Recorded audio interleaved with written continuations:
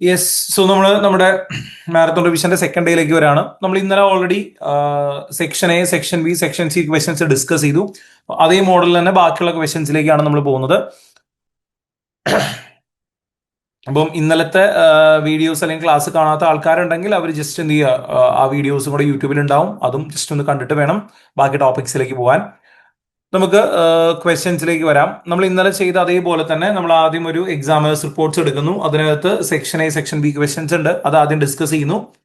അത് കഴിഞ്ഞ് അതിലെ ഒരു സെക്ഷൻ സി ക്വസ്റ്റ്യൻ ചെയ്യുന്നു. ഇന്നലെ ചെയ്ത അതേ മോഡൽ തന്നെയാണ് ഇന്ന് നമ്മൾ ചെയ്യുന്നത്. യെസ്. നമ്മൾ ആദ്യം ഒരു എക്സാമിനേഴ്സ് റിപ്പോർട്ട്സ് ഡിസ്കസ് ചെയ്യുകയാണ്. എക്സാമിനർ റിപ്പോർട്ട് ഇപ്പോൾ ഡിസ്കസ് ചെയ്യുന്നത് മാർച്ച് ജൂൺ 25 ആണ്. നമ്മൾ ഇന്നലെ സെപ്റ്റംബർ ഡിസംബർ 25 എക്സാമിനർ റിപ്പോർട്ട് അതിലെ ക്വസ്റ്റ്യൻസ് ഡിസ്കസ് ചെയ്തു. ഇനി നമ്മൾ ചെയ്യുന്ന മാർച്ച് ജൂൺ 25 ആണ്. അപ്പം ഓരോ എക്സാമിനർ റിപ്പോർട്ട്സിലും നമ്മൾ ഇന്നലെ കണ്ടതുപോലെ തന്നെ 2 mark questions, section A questions ഒരു 4 ക്വസ്റ്റ്യൻസ് ഉണ്ടാവും, സെക്ഷൻ ബി ഒരു ക്വസ്റ്റ്യൻ ഉണ്ടാവും. അപ്പൊ അതാണ് ഇപ്പൊ നമ്മൾ ആദ്യം ഡിസ്കസ് ചെയ്യുന്നത്. സ്ക്രീനൊക്കെ ഓക്കെ അല്ലേ? ജസ്റ്റ് ഒന്ന് ചാറ്റിലൊന്ന് റിപ്ലൈ ചെയ്യണേ. വോയിസ് അതുപോലെ സ്ക്രീൻ ഒക്കെ ഓക്കെ ആണല്ലോ?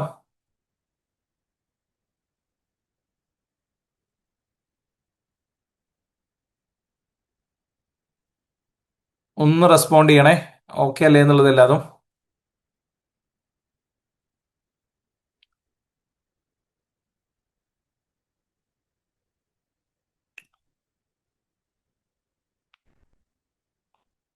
ഓക്കെ ആണോ? യെസ്. ഓക്കെ, ക്വസ്റ്റ്യൻസിലേക്ക് വരാം.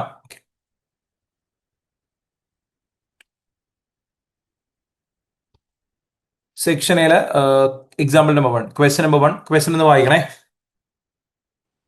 Question: Which of the following controls would be most effective in ensuring that internal reports are properly generated and distributed? അപ്പം ടോപ്പിക് എന്ന് പറയുന്നത് ഇൻഫർമേഷൻ എന്ന് പറയുന്ന ചാപ്റ്ററിലെയാണ്. ഇൻഫർമേഷന്റെ ചാപ്റ്ററിൽ നമ്മൾ പഠിക്കുന്നുണ്ട് നമ്മൾ ഇന്റേണലി ജനറേറ്റ് ചെയ്ത ഇൻഫർമേഷന്റെ സെക്യൂരിറ്റി എങ്ങനെ ഇംപ്രൂവ് ചെയ്യാം, അതുപോലെ തന്നെ കോൺഫിഡൻഷ്യൽ ഇൻഫർമേഷന്റെ സെക്യൂരിറ്റി എങ്ങനെ ഇംപ്രൂവ് ചെയ്യാം എന്നുള്ളത്. അതുമായി റിലേറ്റ് ചെയ്തിട്ടുള്ള ഒരു ക്വസ്റ്റ്യൻ ആണ്. അപ്പം ഇന്റേണലി ഇൻഫർമേഷൻ ജനറേറ്റ് ചെയ്യുന്ന സമയത്ത്, റിപ്പോർട്ട്സ് ജനറേറ്റ് ചെയ്യുന്ന സമയത്ത് അതിന്റെ പ്രോപ്പർ കൺട്രോൾ മെഷർ ഏതാണ്? അപ്പോൾ 4 ഓപ്ഷൻസ് അതിൽ ഏറ്റവും സ്യൂട്ടബിൾ ആയിട്ടുള്ള മെഷർ ആണ് സെലക്ട് ചെയ്യേണ്ടത്. ഞാൻ ഇന്നലെയും ക്വസ്റ്റ്യൻസ് ചെയ്തപ്പോൾ പറഞ്ഞിട്ടുണ്ടായിരുന്നു ഇൻഫർമേഷന്റെ സെക്ഷൻ ഇമ്പോർട്ടന്റ് ആണ്, എല്ലാ എക്സാമിനും ക്വസ്റ്റ്യൻസ് വരാറുണ്ട്. നമ്മൾ എക്സാമിനേഴ്സ് റിപ്പോർട്ട്സ് ഒക്കെ നോക്കുന്ന സമയത്ത് ഓൾമോസ്റ്റ് എല്ലാ റിപ്പോർട്ട്സിലും എല്ലാ സെക്ഷനിലും എന്ത് ചെയ്യുന്നുണ്ട്, ഇങ്ങനത്തെ ക്വസ്റ്റ്യൻസ് കാണാൻ പറ്റും. അപ്പം അതിലൂടെ എന്ത് മനസ്സിലാക്കാം, നമുക്ക് ക്വസ്റ്റ്യൻസ് എക്സാമിന് വരാൻ ചാൻസ് ഉണ്ട്. അപ്പം ആ ഒരു ഏരിയ സ്കിപ്പ് ചെയ്യരുത്. ഇനി ഓപ്ഷൻസ് നോക്കാം. അപ്പം കമ്പനിയിൽ റിപ്പോർട്ട്സ് ഇന്റേണലി ജനറേറ്റ് ചെയ്യുമ്പം അതിന്റെ ഏറ്റവും നല്ലൊരു കൺട്രോൾ മെഷർ ഏതാണെന്നുള്ളതാണ് question. First point: recipients of reports agreed and updated on regular basis. ഒരു റിപ്പോർട്ട് കൊടുക്കുമ്പം ആർക്കൊക്കെയാണ് അത് പോവേണ്ടത് എന്നുള്ളത് കൃത്യമായിട്ട് റെഗുലർ ബേസിൽ നമ്മൾ അപ്ഡേറ്റ് ചെയ്യുന്നു. കമ്പനി ഒരു റിപ്പോർട്ട് ജനറേറ്റ് ചെയ്യുമ്പോൾ അത് ഡിസ്ട്രിബ്യൂട്ട് ചെയ്യുമ്പം ആർക്കൊക്കെയാണത് പോകുന്നത്, അതിന്റെ ഡിസ്ട്രിബ്യൂഷൻ ലിസ്റ്റ് പ്രോപ്പർലി നമ്മൾ സെറ്റ് ചെയ്യുന്നു, അത് അപ് ടു ഡേറ്റ് ആയിട്ട് വെക്കുന്നു. അതൊരു റിലവൻറ്റ് പോയിന്റ് ആണ്. നമ്മൾ എപ്പോഴും കമ്പനിക്കകത്ത് ഫോളോ ചെയ്യേണ്ട ഒരു കൺട്രോൾ മെഷറാണ്. നമ്മൾ റിപ്പോർട്ട്സ് ജനറേറ്റ് ചെയ്യുമ്പം ആർക്കാണ് ഇത് പോകേണ്ടത് അത് കൃത്യമായിട്ട് എന്ത് ചെയ്യുക, അപ്ഡേറ്റ് ചെയ്യുക. ഇപ്പം നമ്മൾ കഴിഞ്ഞ മാസം ഒരു റിപ്പോർട്ട് ജനറേറ്റ് ചെയ്തത് ആർക്കൊക്കെ പോയി, നെക്സ്റ്റ് മന്തിലേക്ക് ഒരു റിപ്പോർട്ട് വരുമ്പം അത് ആർക്കൊക്കെ പോകണം, അതിന്റെ റെസ്പോൺസിബിലിറ്റീസ് അല്ലെങ്കിൽ ഓതറൈസ്ഡ് ആയിട്ടുള്ള ആൾക്കാർ ആരൊക്കെയാണെന്നുള്ളത് കൃത്യമായി നമ്മൾ ഐഡന്റിഫൈ ചെയ്ത് വെക്കണം. അത് നോർമലി എടുക്കേണ്ട ഒരു മെഷറാണ്. ഫസ്റ്റ് പോയിന്റ് ഇപ്പോൾ കറക്റ്റ് ആണ്. ബാക്കിയുള്ള ഓപ്ഷൻസ് കൂടെ നോക്കാം. Second one: generation of reports carried out by end users. End users reports generate ചെയ്യണം എന്നാണ് പറയുന്നത്. അത് നിർബന്ധമില്ല. ഇപ്പം നമ്മളൊരു കമ്പനിയിലെ കുറച്ച് എംപ്ലോയീസ് ചേർന്ന് സിഇഒക്ക് ഒരു റിപ്പോർട്ട് കൊടുക്കുന്നു. അപ്പം സിഇഒ ആണ് എന്റെ യൂസർ എന്ന് വിചാരിക്കുക. അപ്പൊ സിഇഒ തന്നെ ആ റിപ്പോർട്ട് പ്രിപ്പയർ ചെയ്യണം നിർബന്ധമൊന്നുമില്ല. മാത്രമല്ല എന്റെ യൂസർക്ക് പലപ്പോഴും full details, full in depth knowledge ഉണ്ടാവണമെന്നില്ല, അതുപോലെ തന്നെ ടൈം ഉണ്ടാവണമെന്നില്ല. അപ്പൊ അതുകൊണ്ട് എൻഡ് യൂസർ തന്നെ എപ്പോഴും ഇൻഫർമേഷൻ അല്ലെങ്കിൽ റിപ്പോർട്ട് പ്രസന്റ് ചെയ്യണം നമുക്ക് പറയാൻ പറ്റില്ല. അപ്പോൾ സെക്കൻഡ് പോയിന്റ് എടുക്കാൻ പറ്റില്ല. Third point: reports produce and distributed on A weekly basis. Normally നമ്മൾ റിപ്പോർട്ട് ജനറേറ്റ് ചെയ്യുമ്പോൾ അതിനൊരു ടൈം ഫ്രെയിം വെക്കുന്നത് നല്ലതാണ്. പക്ഷേ എല്ലാ റിപ്പോർട്ട്സും വീക്ക്ലി ബേസിസിൽ തന്നെ വേണം അങ്ങനെ നമുക്ക് പറയാൻ പറ്റില്ല. ചില റിപ്പോർട്ട്സ് ഡെയിലി ആയിരിക്കും, ചിലത് മന്ത്ലി ആയിരിക്കും, ചിലത് ഇയർലി ആയിരിക്കാം. അപ്പോൾ എല്ലാ റിപ്പോർട്ട്സും വീക്ക്ലി ബേസിസിൽ വേണം എന്ന് നമുക്ക് പറയാൻ പറ്റില്ല. സോ ആ പോയിന്റ് സിയും നമുക്ക് എടുക്കാൻ പറ്റില്ല. Last one: regional directors produce the reports for strategic decision making. നേരത്തെ നമ്മൾ പറഞ്ഞതുമായി കണക്ട് ചെയ്ത് പറയാം. ഇപ്പം റീജിയണൽ ഡയറക്ടേഴ്സ് തന്നെ ഇപ്പോഴും റിപ്പോർട്ട് പ്രിപ്പയർ ചെയ്യുക എന്ന് പറയുന്ന ഒരു നല്ല ഓപ്ഷൻ അല്ല. കാരണം അവരുടെ ടൈം എന്ന് പറയുന്നത് കുറച്ചും കൂടെ അനാലിസിസ് അല്ലെങ്കിൽ ഡീറ്റെയിൽ ആയിട്ട് ഡിസിഷൻ മേക്കിങ്ങിലേക്കാണ് പോകുന്നത്, അല്ലാതെ റിപ്പോർട്ട്സ് പ്രിപ്പറേഷന് വേണ്ടിയല്ല. അപ്പൊ അതും എന്തല്ല ഒരു നല്ല ഓപ്ഷൻ അല്ല. സോ ഈ 4 ഓപ്ഷൻസിൽ ഏറ്റവും ബെസ്റ്റ് ആൻസർ എന്ന് പറയുന്നത് നമ്മുടെ റിപ്പോർട്ട്സ് ആർക്കൊക്കെ കിട്ടണം അതിന്റെ ഡിസ്ട്രിബ്യൂഷൻ ലിസ്റ്റ് പ്രോപ്പർ ആയിട്ട് കീപ്പ് ചെയ്യുക, അത് അപ്ഡേറ്റ് ചെയ്യുക എന്നുള്ളതാണ് ഏറ്റവും വയബിൾ ആയിട്ടുള്ള ആൻസർ. അപ്പോൾ ഓപ്ഷൻ എ ആണ് ഇവിടുത്തെ കറക്റ്റ് ആൻസർ. ക്ലിയർ അല്ലേ first question? Then question number 2.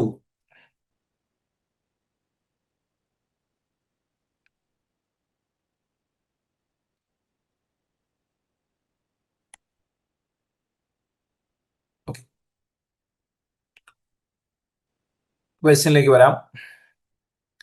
Calculate ചെയ്യേണ്ടത് RI ആണ്. What is the residual income earn by the division for the last year to the nearest whole dollar. Whole നമ്പറിലേക്ക് round ചെയ്തെടുക്കണം. RI ആണ് calculate ചെയ്യുന്നത്. അപ്പം RI നമ്മൾ പഠിക്കുന്നുണ്ട്. റെസിജ്വൽ ഇൻകം എന്ന് പറയുന്നത് ഇൻവെസ്റ്റ്മെന്റ് സെന്റേഴ്സിന്റെ പെർഫോമൻസ് മെഷർ ചെയ്യാൻ നമ്മൾ എടുക്കുന്ന മെഷറാണ്. ഒരു ഡിവിഷൻ ഉണ്ടെങ്കിൽ ആ ഡിവിഷന്റെ എത്രയാണ് അവിടുത്തെ PBIT അല്ലെങ്കിൽ ഓപ്പറേറ്റിംഗ് പ്രോഫിറ്റ് എന്ന് നോക്കുന്നു. അതിൽ നിന്ന് ഇംപ്യൂട്ടഡ് ഇൻട്രസ്റ്റ് നമ്മൾ മൈനസ് ചെയ്യുന്നു. അങ്ങനെയാണ് RI കാൽക്കുലേറ്റ് ചെയ്യുക. ക്വസ്റ്റ്യനിൽ ആ ഡിവിഷന്റെ ഡീറ്റെയിൽസ് തന്നിട്ടുണ്ട്. അതിന്റെ sales revenue, pre tax operating profit, പിന്നെ ടാക്സിന്റെ എമൗണ്ട് ഉണ്ട്, average capital employed. Then additionally പറയുന്നത് 11,700 of divisions average capital employed related to non current assets, plant and equipment. അപ്പം ആവറേജ് ക്യാപിറ്റൽ എംപ്ലോയിഡ് 19,800 ആണ് ടോട്ടൽ കൊടുത്തേക്കുന്നത്. അതിൽ 11,700 എന്താണ് നോൺ കറന്റ് അസറ്റ്സുമായി റിലേറ്റഡ് ആയിട്ടുള്ളതാണ്. ബാക്കിയുള്ളത് കറന്റ് അസറ്റ് എന്ന രീതിയിൽ വേണമെങ്കിൽ അസ്യൂം ചെയ്യാം. Then company's overall cost of capital is 6%, but due to higher levels of risk in its business area, division's cost of capital is 9%. കമ്പനിയുടെ ജനറൽ കോസ്റ്റ് ഓഫ് ക്യാപിറ്റൽ 6 ആണ്. പക്ഷെ ആ ഡിവിഷനിലേക്ക് ഏറ്റവും സ്യൂട്ടബിൾ ആയിട്ടുള്ള കോസ്റ്റ് ഓഫ് ക്യാപിറ്റൽ എന്ന് പറയുന്നത് 9% ആണ്. അപ്പം ഇവിടെ RI കാൽക്കുലേറ്റ് ചെയ്യണം. RI കാൽക്കുലേറ്റ് ചെയ്യാൻ നമുക്ക് എന്തൊക്കെ വേണം? ഓപ്പറേറ്റിംഗ് പ്രോഫിറ്റ് ആദ്യം വേണം. സോ ആദ്യം തന്നെ ഓപ്പറേറ്റിംഗ് പ്രോഫിറ്റ് കാൽക്കുലേറ്റ് ചെയ്യുന്നു. ഓപ്പറേറ്റിംഗ്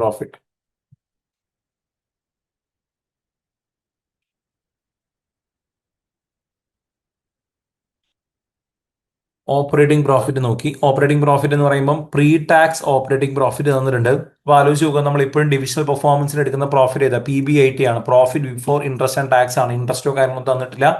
ടാക്സിന് മുൻപുള്ള പ്രോഫിറ്റ് തന്നെയാണ് വേണ്ടത്. അപ്പോൾ അത് ഡയറക്ട്ലി തന്നു 3420. പ്രോഫിറ്റിന്റെ എമൗണ്ട് കിട്ടി. ഇനി നമുക്ക് എന്ത് വേണം? ഇംപ്യൂട്ടഡ് ഇൻട്രസ്റ്റ് വേണം.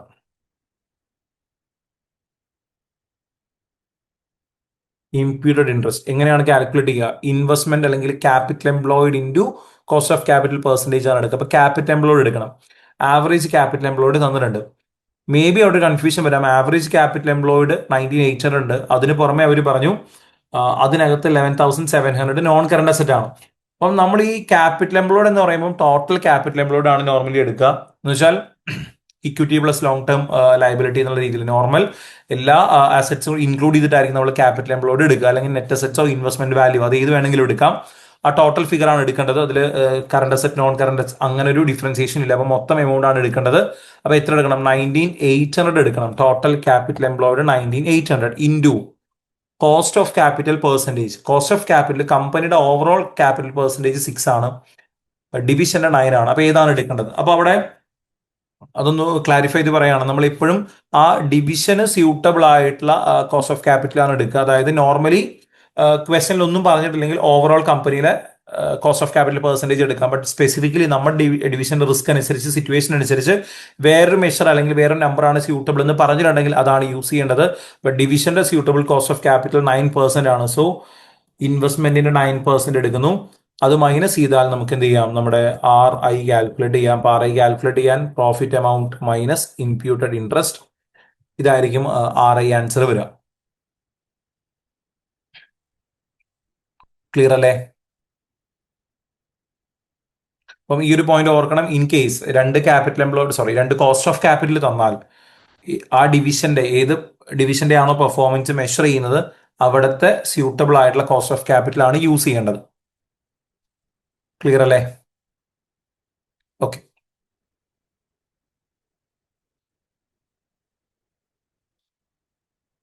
Example number 3.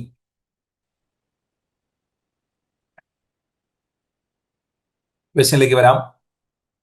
The new management accountant of the company wants to introduce CVP analysis. Indicate by clicking on the relevant boxes in the table below whether the following statements regarding CVP are true or false. അപ്പോൾ കുറച്ച് statements ഉണ്ട്, അത് correct ആണെന്നുള്ളതാണ് identify ചെയ്യേണ്ടത്.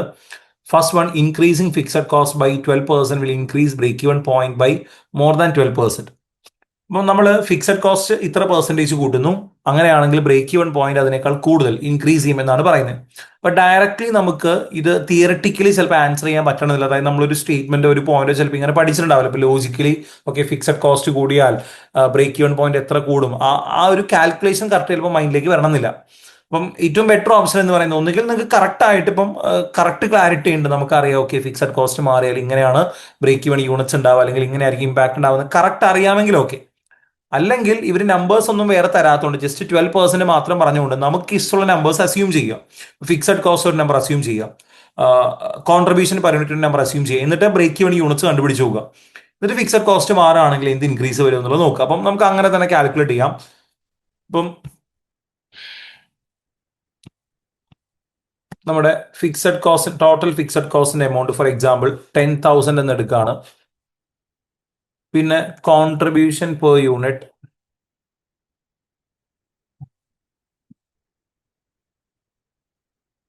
10 എന്ന് എടുക്കുന്നു.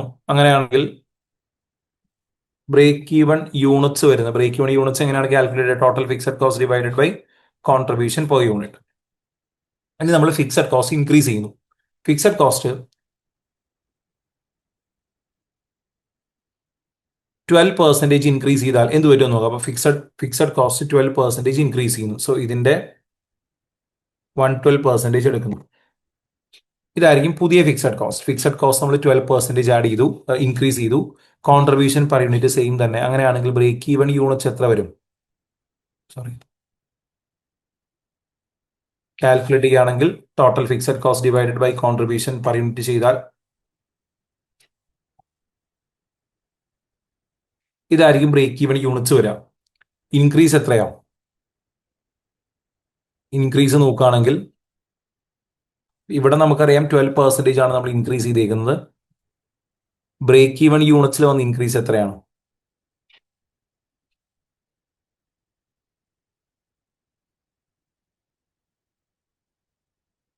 അതും എത്രയാണ്? 12% അല്ലേ? ക്ലിയർ ആണല്ലോ കാൽക്കുലേഷൻ? നമ്മൾ ടോട്ടൽ ഫിക്സഡ് കോസ്റ്റും കോൺട്രിബ്യൂഷൻ പെർ യൂണിറ്റ് നമ്മൾ ചുമ്മാ രണ്ട് നമ്പേഴ്സ് എടുത്തു. അതിലാകെ ചെയ്യേണ്ടത് ഫിക്സഡ് കോസ്റ്റ് 12% ഇൻക്രീസ് ചെയ്ത് നോക്കി. ഫിക്സഡ് കോസ്റ്റ് 12% ഇൻക്രീസ് ചെയ്യുമ്പോൾ ബ്രേക്ക് ഈവൺ യൂണിറ്റ്സ് മാറുന്നുണ്ട്. അതും കറക്റ്റ് എത്ര തന്നെയാണ് മാറുന്നത്? 12% ആണ് മാറുന്നത്. കോൺട്രിബ്യൂഷൻ പെർ യൂണിറ്റിൽ ചേഞ്ച് ഒന്നുമില്ല. അപ്പം ഫിക്സഡ് കോസ്റ്റ് 12% മാറിയാൽ ബ്രേക്ക് ഈവൺ പോയിന്റ് എന്ത് ചെയ്യുന്നുണ്ട്? 12% തന്നെയാണ് ഇൻക്രീസ് ചെയ്യുന്നത്. അങ്ങനെയാണെങ്കിൽ first statement true or false? അവർ പറയുന്നത് break even point more than 12% increase ആവുന്നതാണ്. അപ്പൊ ഫസ്റ്റ് സ്റ്റേറ്റ്മെന്റ് ഫോൾസ് ആണ്. ക്ലിയർ ആണല്ലോ? ഫസ്റ്റ് സ്റ്റേറ്റ്മെന്റ് ഫോൾസ് ആണെന്ന് നമ്മൾ നമ്പേഴ്സ് വെച്ച് ചെക്ക് ചെയ്തു. Second point, margin of safety depends on the sales budget and the break even sales. Margin of safety നമുക്കറിയാം, നമ്മൾ കാൽക്കുലേറ്റ് ചെയ്യുന്നത് ബഡ്ജറ്റും ബ്രേക്ക് ഈവണും കമ്പയർ ചെയ്താണ്. അപ്പൊ അതിലെ വാല്യൂസ് വെച്ചിട്ടാണ് നമ്മൾ മാർജിൻ ഓഫ് സേഫ്റ്റി കാൽക്കുലേറ്റ് ചെയ്യുക. സോ ആ സ്റ്റേറ്റ്മെന്റ് കറക്റ്റ് ആണ്. Third one, changes in the contribution to sales ratio will be proportional to changes in the selling price. Selling പ്രൈസിൽ വരുന്ന ചേഞ്ച് എന്താണോ അതിന് പ്രപ്പോർഷണൽ ആയിട്ട് CS റേഷ്യോ ചേഞ്ച് ആവും എന്നാണ് പറയുന്നത്. അതായത് നിങ്ങൾ സെല്ലിംഗ് പ്രൈസ് ഇപ്പൊ 10% റെഡ്യൂസ് ചെയ്താൽ 10% ഇൻക്രീസ് ചെയ്താൽ CS റേഷ്യോയും അതേ ലെവലിൽ ചേഞ്ച് ആവും എന്നാണ് പറയുന്നത്. അപ്പൊ ഇതും നമുക്ക് എന്ത് ചെയ്യാം? നമ്പേഴ്സ് ഇട്ട് എന്ത് ചെയ്യാം? ചെക്ക് ചെയ്ത് നോക്കാൻ കറക്റ്റ് ആണോ എന്നുള്ളത്. അപ്പൊ ഇവിടെയും നമ്പേഴ്സ് എടുക്കുകയാണ്. ഒരു പ്രൊഡക്റ്റിന്റെ സെല്ലിംഗ് പ്രൈസ് 20 എന്ന് എടുക്കുന്നു. Variable cost per unit 15. അങ്ങനെയാണെങ്കിൽ കോൺട്രിബ്യൂഷൻ പെർ യൂണിറ്റ് വരുന്നത് 5. നമ്മളിവിടെ CS റേഷ്യോ കാൽക്കുലേറ്റ് ചെയ്യുന്നു. Contribution by selling price into 100 ചെയ്താൽ CS റേഷ്യോ ആയി, അല്ലെങ്കിൽ ഡെസിമൽ ആയിട്ട് എടുക്കാം. ഇനി സെല്ലിംഗ് പ്രൈസിനെ നമ്മൾ ചേഞ്ച് ചെയ്യുന്നു. സെല്ലിംഗ് പ്രൈസിൽ ഇപ്പൊ ഇത്ര പെർസെൻറ്റേജ് ആഡോ അല്ലെങ്കിൽ മൈനസോ ചെയ്തെടുക്കാം. ഇപ്പൊ തൽക്കാലം മൈനസ് ചെയ്തെടുക്കാം. അതിൽ നിന്ന് 10% മൈനസ് ചെയ്യുന്നു. അപ്പൊ അതിന്റെ 90% എടുക്കുന്നു. വേരിയബിൾ കോസ്റ്റ് പെർ യൂണിറ്റ്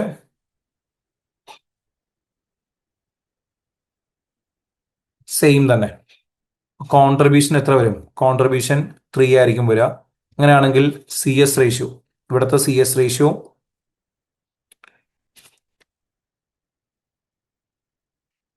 ഇനി ഇതിലെ ചേഞ്ച് നോക്കുക. ഇതിൽ വന്നിരിക്കുന്ന ചേഞ്ച് എത്രയാണ്? ഇപ്പം സെല്ലിംഗ് പ്രൈസ് മാറി, അപ്പൊ അതിനനുസരിച്ച് സി എസ് റേഷ്യോ മാറി. സെല്ലിംഗ് പ്രൈസിൽ വന്ന ചേഞ്ച് എത്രയായിരുന്നു? സെല്ലിംഗ് പ്രൈസ് നമ്മൾ 10% ആണ് റെഡ്യൂസ് ചെയ്തേക്കുന്നത്. അപ്പൊ 10% ആണ് സെല്ലിംഗ് പ്രൈസിൽ വന്ന ചേഞ്ച്. സി എസ് റേഷ്യോയിൽ വന്ന ചേഞ്ച് എത്രയാന്ന് നോക്കാം. ഇതേപോലെ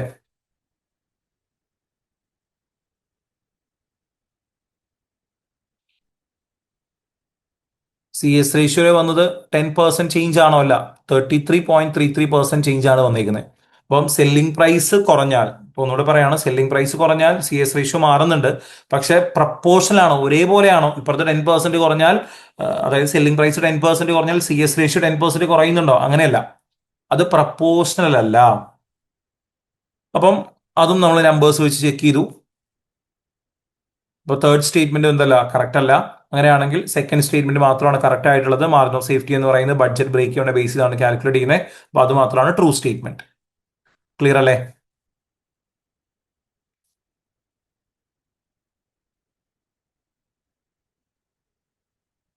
എക്സാമ്പിൾ നമ്പർ 4. ക്വസ്റ്റ്യൻ വായിക്കണേ പെട്ടെന്ന്.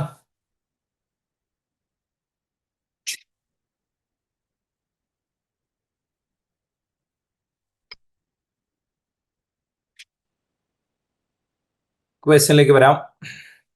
Company produce A single product that passes through 4 production stages. The demand of the product is 220 units per month. The company uses throughput accounting and has identified the following monthly machine usage and capacity in each of the 4 stages. നമുക്കൊരു product ഉണ്ട്, അത് 4 production സ്റ്റേജിലൂടെയാണ് produce ചെയ്യുന്നത്. 4 stages തന്നിട്ടുണ്ട്, അതിന്റെ details തന്നു. അതിൽ machine usage minutes per unit, ഒരു unit produce ചെയ്യാൻ എത്ര ടൈം എടുക്കുന്നു? മിനിറ്റ്സിൽ 36, 45, 24, 72 അത് തന്നിട്ടുണ്ട്. Then monthly maximum hours, machine capacity തന്നിട്ടുണ്ട്. Assuming that it is not possible to change the production cost or selling price, which of the following actions would improve the throughput accounting ratio of the product? So നമുക്ക് പ്രൊഡക്റ്റിന്റെ throughput accounting ratio improve ചെയ്യണം. So throughput accounting ratio നമ്മൾ പഠിച്ചിട്ടുണ്ട്. Return per hour divide by cost per hour എന്നുള്ളതാണ് throughput accounting റേഷ്യോന്റെ equation. അപ്പോൾ അതിൽ ഓരോ values മാറുന്നതിനനുസരിച്ച് ത്രൂപുട്ട് അക്കൗണ്ടിങ് റേഷ്യോ ബെറ്റർ ആവും. ബട്ട് ഇവിടെ ഓപ്ഷൻസ് നോക്കുമ്പോൾ ഓപ്ഷൻസ് എല്ലാം ഏതെങ്കിലും മെഷീൻസിന്റെ കപ്പാസിറ്റി ഇംപ്രൂവ് ചെയ്യുന്ന പോയിന്റ് ആണ് പറഞ്ഞിരിക്കുന്നത്. അപ്പൊ നമ്മൾ പഠിച്ചിട്ടുണ്ട്, നമ്മുടെ ബോട്ടിൽ നെക്ക് ആരാണോ, ബോട്ടിൽ നെക്കിന്റെ കപ്പാസിറ്റി കൂട്ടിയാൽ, കൂടുതൽ ടൈം ബോട്ടിൽ നെക്ക് വർക്ക് ചെയ്യുകയാണെങ്കിൽ നമുക്ക് എന്ത് ചെയ്യാൻ പറ്റും? അതുവഴി നമ്മുടെ പ്രൊഡക്ഷൻ കൂട്ടാനും അതുവഴി നമ്മുടെ ടി എ റേഷ്യോ ഇംപ്രൂവ് ചെയ്യാനും പറ്റും. അപ്പൊ നമുക്ക് അറിയേണ്ടത് ഇതിൽ ഏതാണ് ബോട്ടിൽ നെക്ക്. അത് ഇംപ്രൂവ് ചെയ്ത് കഴിഞ്ഞാൽ നമുക്ക് കുറച്ചുകൂടെ better T A ratio generate ചെയ്യാൻ പറ്റും. ഏതാണ് ബോട്ടിൽ നെക്ക്? ഡയറക്ട്ലി ക്വസ്റ്റനിൽ പറഞ്ഞിട്ടില്ല. ബോട്ടിൽ നെക്കിനെ നമ്മൾ ഐഡന്റിഫൈ ചെയ്യണം. എങ്ങനെയാണ് ബോട്ടിൽ നെക്കിനെ ഐഡന്റിഫൈ ചെയ്യാം? ഇതർ നിങ്ങളുടെ പ്രൊഡക്ഷനെ ലിമിറ്റ് ചെയ്യുന്ന ഫാക്ടർ ആയിട്ടോ, അല്ലെങ്കിൽ പല പ്രോസസ്സുകൾ ഉണ്ടെങ്കിൽ അതിൽ ലോവസ്റ്റ് കപ്പാസിറ്റി ഉള്ള പ്രോസസ്സ് അല്ലെങ്കിൽ ലോവസ്റ്റ് കപ്പാസിറ്റി ഉള്ള സ്റ്റേജ് ഏതാണോ അതായിരിക്കും നമ്മുടെ ബോട്ടിൽ neck process.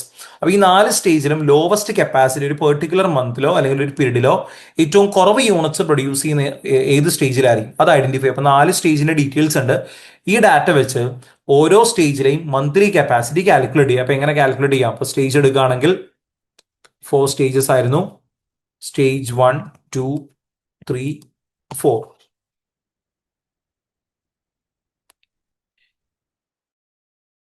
Total available hours തന്നിട്ടുണ്ട്.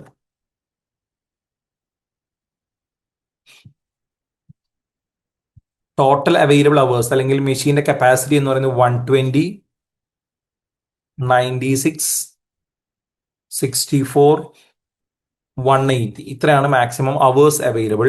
ഇനി ഒരു യൂണിറ്റിന് എടുക്കുന്ന ടൈം പെർ യൂണിറ്റും തന്നിട്ടുണ്ട്. ടൈം പെർ യൂണിറ്റ് തന്നിരിക്കുന്നത് മിനിറ്റ്സിലാണ്. അപ്പം കമ്പാരിസൺ കറക്റ്റ് ആവണമെങ്കിൽ ഒന്നുകിൽ അവേഴ്സിനെ മിനിറ്റ്സിലേക്ക് കൺവേർട്ട് ചെയ്യണം, അല്ലെങ്കിൽ മിനിറ്റ്സിനെ അവേഴ്സിലേക്ക് കൺവേർട്ട് ചെയ്യണം. ഞാനിപ്പോൾ മിനിറ്റ്സിനെ അവേഴ്സിലേക്ക് കൺവേർട്ട് ചെയ്യാണ്. 36 മിനിറ്റ്സ് ആണെങ്കിൽ 36/60. അതേപോലെ സെക്കൻഡ് പ്രോസസ്സിലേക്ക് വരുമ്പോൾ 45 മിനിറ്റ്സ് ആണ്, 45/60. തേർഡ് പ്രോസസ്സിലേക്ക് വരുമ്പം 24/60. ലാസ്റ്റ് പ്രോസസ്സിലേക്ക് വരുമ്പോൾ 72/60. ഇപ്പോൾ ഒരു യൂണിറ്റിന് എടുക്കുന്ന അവേഴ്സ് എത്രയാണെന്നുള്ളത് കിട്ടി. ഇനി കപ്പാസിറ്റി കാൽക്കുലേറ്റ് ചെയ്യാം. മന്ത്ലി എത്ര യൂണിറ്റ്സ് ചെയ്യാൻ പറ്റും, എത്ര യൂണിറ്റ്സ് ആണ് ഒരു പെർട്ടിക്കുലർ മന്തിൽ മാക്സിമം ചെയ്യാൻ പറ്റുക. കപ്പാസിറ്റി കാൽക്കുലേറ്റ് ചെയ്ത് എങ്ങനെ കാൽക്കുലേറ്റ് ചെയ്യുക? ടോട്ടൽ 120 അവേഴ്സ് ഉണ്ട്. ഒരു യൂണിറ്റിന് 0.6 അവേഴ്സ് ആണെങ്കിൽ എത്ര യൂണിറ്റ്സ് ചെയ്യാൻ പറ്റും? 200 യൂണിറ്റ്സ്. അങ്ങനെ 4 ഡിപ്പാർട്ട്മെന്റിന്റെയും കപ്പാസിറ്റി കാൽക്കുലേറ്റ് ചെയ്യുന്നു. അതിൽ ലോവസ്റ്റ് കപ്പാസിറ്റി വരുന്ന ഏതാ? 128 അല്ലേ? ഏറ്റവും ചെറിയ നമ്പർ 128 അല്ലേ? അപ്പം സെക്കൻഡ് പ്രോസസ്സിൽ എത്തുമ്പോഴാണ് യൂണിറ്റ്സ് എല്ലാം എന്താവുന്നത്? കുറച്ച് സ്റ്റക്ക് ആവുന്നത് അല്ലെങ്കിൽ ഡിലേ ആവുന്നത്. സോ അതാണ് നമ്മുടെ ബോട്ടിൽ നെക്ക് പ്രോസസ്സ് എന്ന് പറയുന്നത്. ആ സെക്കൻഡ് പ്രോസസ്സ് ഇംപ്രൂവ് ചെയ്താൽ ഓവറോൾ, അതായത് അവരുടെ കപ്പാസിറ്റി കുറച്ചുകൂടെ ബെറ്റർ ആക്കിയാൽ നമുക്ക് കൂടുതൽ യൂണിറ്റ്സ് പ്രൊഡ്യൂസ് ചെയ്യാം. അതുവഴി ടി എ റേഷ്യോ ബെറ്റർ ആക്കാൻ പറ്റും. അപ്പോൾ സെക്കൻഡ് സ്റ്റേജ് 2ന്റെ മെഷീൻ കപ്പാസിറ്റിയാണ് ഇൻക്രീസ് ചെയ്യേണ്ടത്. Option B. ക്ലിയർ അല്ലേ?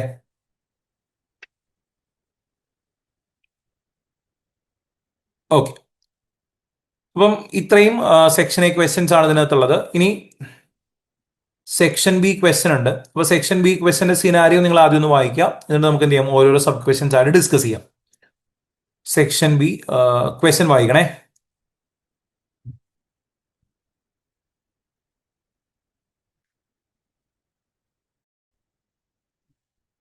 യെസ്, ക്വസ്റ്റ്യനിലേക്ക് വരാം.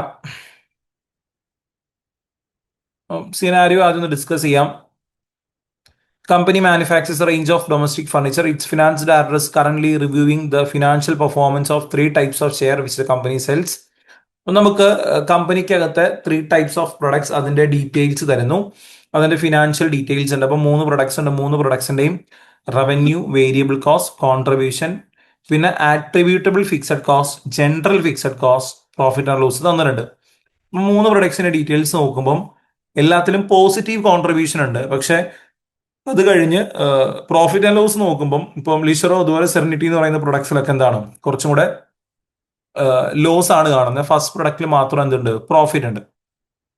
ദെൻ കമ്പനിയുടെ finance director believes that it is clear from these reasons result that the company should continue to sell the Comforo but it is unsure whether it should continue to produce the other 2 shares. First product profitable ആയതുകൊണ്ട് continue ചെയ്യാം. ബാക്കി product continue ചെയ്യണോ വേണ്ടയോ എന്ന കാര്യത്തിൽ ഒരു confusion ഉണ്ട്, concern ഉണ്ട്. ദെൻ വേറൊരു കമ്പനിയുടെ സൈഡിൽ നിന്ന് ഒരു കൊട്ടേഷൻ വന്നു. Company's finance director is considering outsourcing the manufacture of some or all of the chairs and has receive the following quotations from the company. അപ്പം വേറൊരു സപ്ലയർ, വേറൊരു കമ്പനി പറഞ്ഞു ഈ 3 ചെയറും അവർ പ്രൊഡ്യൂസ് ചെയ്ത് നമുക്ക് തരാം. നമുക്ക് ഔട്ട്സോഴ്സ് ചെയ്യാം. നമ്മൾ പ്രൊഡ്യൂസ് ചെയ്യേണ്ട, അവർ പ്രൊഡ്യൂസ് ചെയ്ത് തരാം. അവർ പ്രൊഡ്യൂസ് ചെയ്യുകയാണെങ്കിൽ നമ്മൾ കൊടുക്കേണ്ട എമൗണ്ട്, ഔട്ട്സോഴ്സ് ചെയ്യുമ്പോൾ വരുന്ന കോസ്റ്റ് ആണ് തന്നിരിക്കുന്നത്. ഓരോ പ്രൊഡക്റ്റിനും വരുന്ന കോസ്റ്റ് ഡയറക്ട്ലി തന്നിട്ടുണ്ട്. ദെൻ ഒരു റെസിഡൻഷ്യൽ ഹോം ഓർഡർ തരുന്നു, അതിന്റെ ഡീറ്റെയിൽസ് തരുന്നു.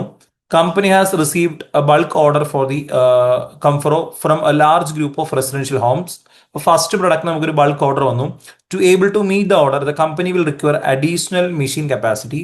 It could use a machine which it purchased for $80,000 2 years ago, which now has a resale value of $90,000 and has a current replacement cost of $120,000. അപ്പൊ നമുക്ക് ഒരു പുതിയൊരു order, ഒരു large order വന്നു. അത് മീറ്റ് ചെയ്യണമെങ്കിൽ അഡീഷണൽ മെഷീൻ യൂസ് ചെയ്യണം. ആ മെഷീൻ നമ്മുടെ കയ്യിലുള്ള മെഷീൻ 2 years മുമ്പ് വാങ്ങിയതാണ്. വാങ്ങിയപ്പോൾ ഉള്ള കോസ്റ്റ് തന്നിട്ടുണ്ട്. അതിന്റെ റീസെയിൽ വാല്യൂ, ഇപ്പൊ വിറ്റാൽ കിട്ടുന്ന എമൗണ്ട് തന്നിട്ടുണ്ട്.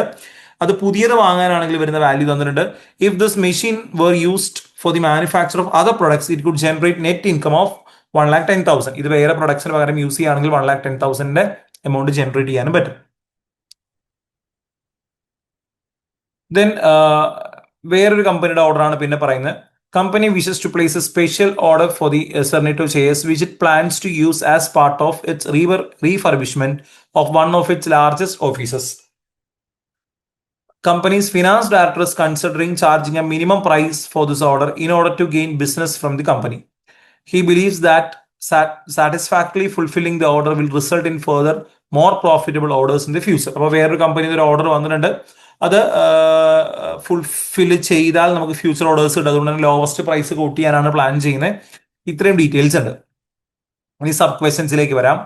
അപ്പം ഏകദേശം ടോപ്പിക് മനസ്സിലായിട്ടുണ്ടാവും. റെലവൻറ്റ് കോസ്റ്റിംഗ് ആണ് ടോപ്പിക്. അതിൽ മേക്ക് ഓർ ബൈ വരുന്നുണ്ട്. അതുപോലെ വൺ ഓഫ് കോൺട്രാക്ട് പോലത്തെ ഒരു സിറ്റുവേഷൻ വന്നിട്ടുണ്ട്.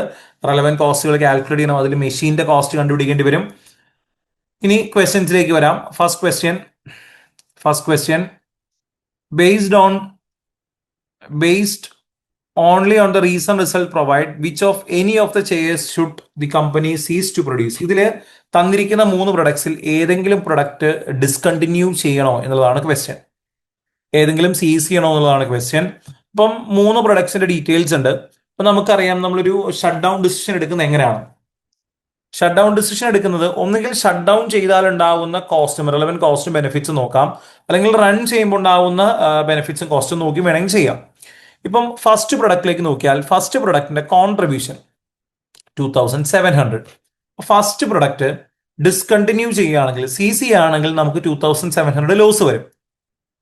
പിന്നെ ആട്രിബ്യൂട്ടബിൾ ഫിക്സഡ് കോസ്റ്റ് ഉണ്ട്, എന്ന് വെച്ചാൽ സ്പെസിഫിക്കലി ആ പ്രൊഡക്റ്റിന് വരുന്ന ഫിക്സഡ് കോസ്റ്റ് അത് നമുക്ക് സേവ് ചെയ്യാനും പറ്റും. അപ്പം ഫസ്റ്റ് പ്രൊഡക്റ്റിന് എന്താ സംഭവിക്കുന്നത്, നമുക്ക് ഫസ്റ്റ് പ്രൊഡക്റ്റ് പ്രൊഡ്യൂസ് ചെയ്യണമെങ്കിൽ അതിന്റെ റവന്യൂ വേരിയബിൾ കോസ്റ്റ് രണ്ടും മാറും. അതായത് മൊത്തത്തിൽ കോൺട്രിബ്യൂഷൻ 2700 നമുക്ക് അഡീഷണൽ കോസ്റ്റ് ആയിട്ട് വരും. ബട്ട് നമുക്ക് $1000 സേവ് ചെയ്യാം. പക്ഷെ നെറ്റ് എഫക്ട് നമ്മൾ നോക്കുന്ന സമയത്ത് നമുക്ക് കൂടുതൽ ലോസ് അല്ലേ. ഫസ്റ്റ് പ്രൊഡക്റ്റ് സ്റ്റോപ്പ് ചെയ്താൽ, ഡിസ്കണ്ടിന്യൂ ചെയ്താൽ നമുക്ക് നഷ്ടമാണ്. അപ്പൊ ഫസ്റ്റ് പ്രൊഡക്റ്റ് എന്ത് ചെയ്യാം, കണ്ടിന്യൂ ചെയ്യാം. സെക്കൻഡ് പ്രൊഡക്റ്റിലേക്ക് വരുമ്പം സെക്കൻഡ് പ്രൊഡക്റ്റിൽ നിന്ന് 800 കോൺട്രിബ്യൂഷൻ ജനറേറ്റ് ആവുന്നുണ്ട്. Attributable fixed cost $900. അപ്പൊ ഒന്ന് ആലോചിച്ചേക്ക്, നമ്മൾ സെക്കൻഡ് പ്രൊഡക്റ്റ് ഡിസ്കണ്ടിന്യൂ ചെയ്താൽ ആ 800 നമുക്ക് കോസ്റ്റ് ആയിട്ട് വരും, ഇനി കിട്ടില്ല. പക്ഷെ ആ 900 നമുക്ക് സേവ് ചെയ്യാൻ പറ്റും. അപ്പം 800 കോസ്റ്റ്, 900 സേവിങ്സ്. അങ്ങനെയാണെങ്കിൽ ഡിസ്കണ്ടിന്യൂ ചെയ്യുന്നല്ലേ നല്ലത്. അല്ലെങ്കിൽ ഇങ്ങനെ ചിന്തിക്കാം, സെക്കൻഡ് പ്രൊഡക്റ്റിൽ 800 കോൺട്രിബ്യൂഷൻ കിട്ടാൻ വേണ്ടി 900 ഫിക്സഡ് കോസ്റ്റ് നമ്മൾ സ്പെൻഡ് ചെയ്യാണ്, വർത്ത് ആണോ? അല്ല. തേർഡ് പ്രൊഡക്റ്റിലേക്ക് വന്നാൽ 500 കോൺട്രിബ്യൂഷൻ ജനറേറ്റ് ചെയ്യുന്നുണ്ട്, 400 ആണ് സ്പെസിഫിക് ഫിക്സഡ് കോസ്റ്റ് വരുന്നത്. അത് നല്ലതാണല്ലോ, കാരണം അതിൽ നിന്നൊരു $100 നെറ്റ് എമൗണ്ട് നമ്മൾ ജനറേറ്റ് ചെയ്യുന്നുണ്ട്. സോ തേർഡ് പ്രൊഡക്റ്റും നല്ലതാണ്, നമുക്ക് കണ്ടിന്യൂ ചെയ്യാം. അപ്പൊ സെക്കൻഡ് പ്രൊഡക്റ്റ് മാത്രമാണ് നമുക്ക് ഒട്ടും വേർത്ത് അല്ല എന്ന് പറയാൻ പറ്റുന്നത്. അപ്പൊ ഇവിടെ മനസ്സിലാക്കേണ്ടത്, നമ്മൾ ഡിസ്കണ്ടിന്യൂ ചെയ്താൽ അല്ലെങ്കിൽ ഒരു പ്രൊഡക്റ്റ് പ്രൊഡ്യൂസ് ചെയ്താൽ അവിടെ കോൺട്രിബ്യൂഷനും ആട്രിബ്യൂട്ടബിൾ ഫിക്സഡ് കോസ്റ്റും ആണ് റെലവെന്റ് ആയിട്ട് എടുക്കേണ്ടത്. ജനറൽ ഫിക്സഡ് കോസ്റ്റ് ഇറലവെന്റ് ആണ്. എന്തുകൊണ്ടാണ്? ജനറൽ എന്ന് പറയുന്നത് കോമൺലി വരുന്ന ഫിക്സഡ് കോസ്റ്റ് ആണ്, directly related to the production അല്ല, നമുക്ക് ആ പ്രൊഡക്റ്റ് പ്രൊഡ്യൂസ് ചെയ്യുമ്പോൾ വരുന്ന ഫിക്സഡ് കോസ്റ്റ് അല്ല. സോ അത് ഈ ഡിസിഷനിൽ കൺസിഡർ ചെയ്യേണ്ട. ഇത് മാത്രം നോക്കിയാൽ മതി, കോൺട്രിബ്യൂഷനും ആട്രിബ്യൂട്ടബിൾ സ്പെസിഫിക് ഫിക്സഡ് കോസ്റ്റുകൾ മാത്രം നോക്കിയാൽ മതി. അങ്ങനെ നോക്കുമ്പോൾ സെക്കൻഡ് പ്രൊഡക്റ്റ് ആണ് കുറച്ച് നഷ്ടം പോലെ തോന്നുന്നത്. എന്തുകൊണ്ടാണ്? ഒന്നുകൂടെ പറയുന്നു, സെക്കൻഡ് പ്രൊഡക്റ്റ് 800 കോൺട്രിബ്യൂഷൻ കിട്ടുന്നുള്ളൂ, അത് കിട്ടാൻ 900 ഫിക്സഡ് കോസ്റ്റ് സ്പെൻഡ് ചെയ്യുന്നുണ്ട്. സോ അത് വലിയ ലാഭമില്ല. അപ്പം നമുക്ക് ഏത് ചെയ്യാം, ആ പ്രൊഡക്റ്റ് നമുക്ക് നിർത്താം. അപ്പം ലിസ്ട്രോ എന്ന് പറയുന്ന പ്രൊഡക്റ്റ് മാത്രം നമുക്ക് എന്ത് ചെയ്യാം, സ്റ്റോപ്പ് ചെയ്യുന്നതാണ് നല്ലത്. ബാക്കിയെല്ലാം നമുക്ക് കണ്ടിന്യൂ ചെയ്യാം. ക്ലിയർ ആണല്ലോ? First question. Okay, then question number 2.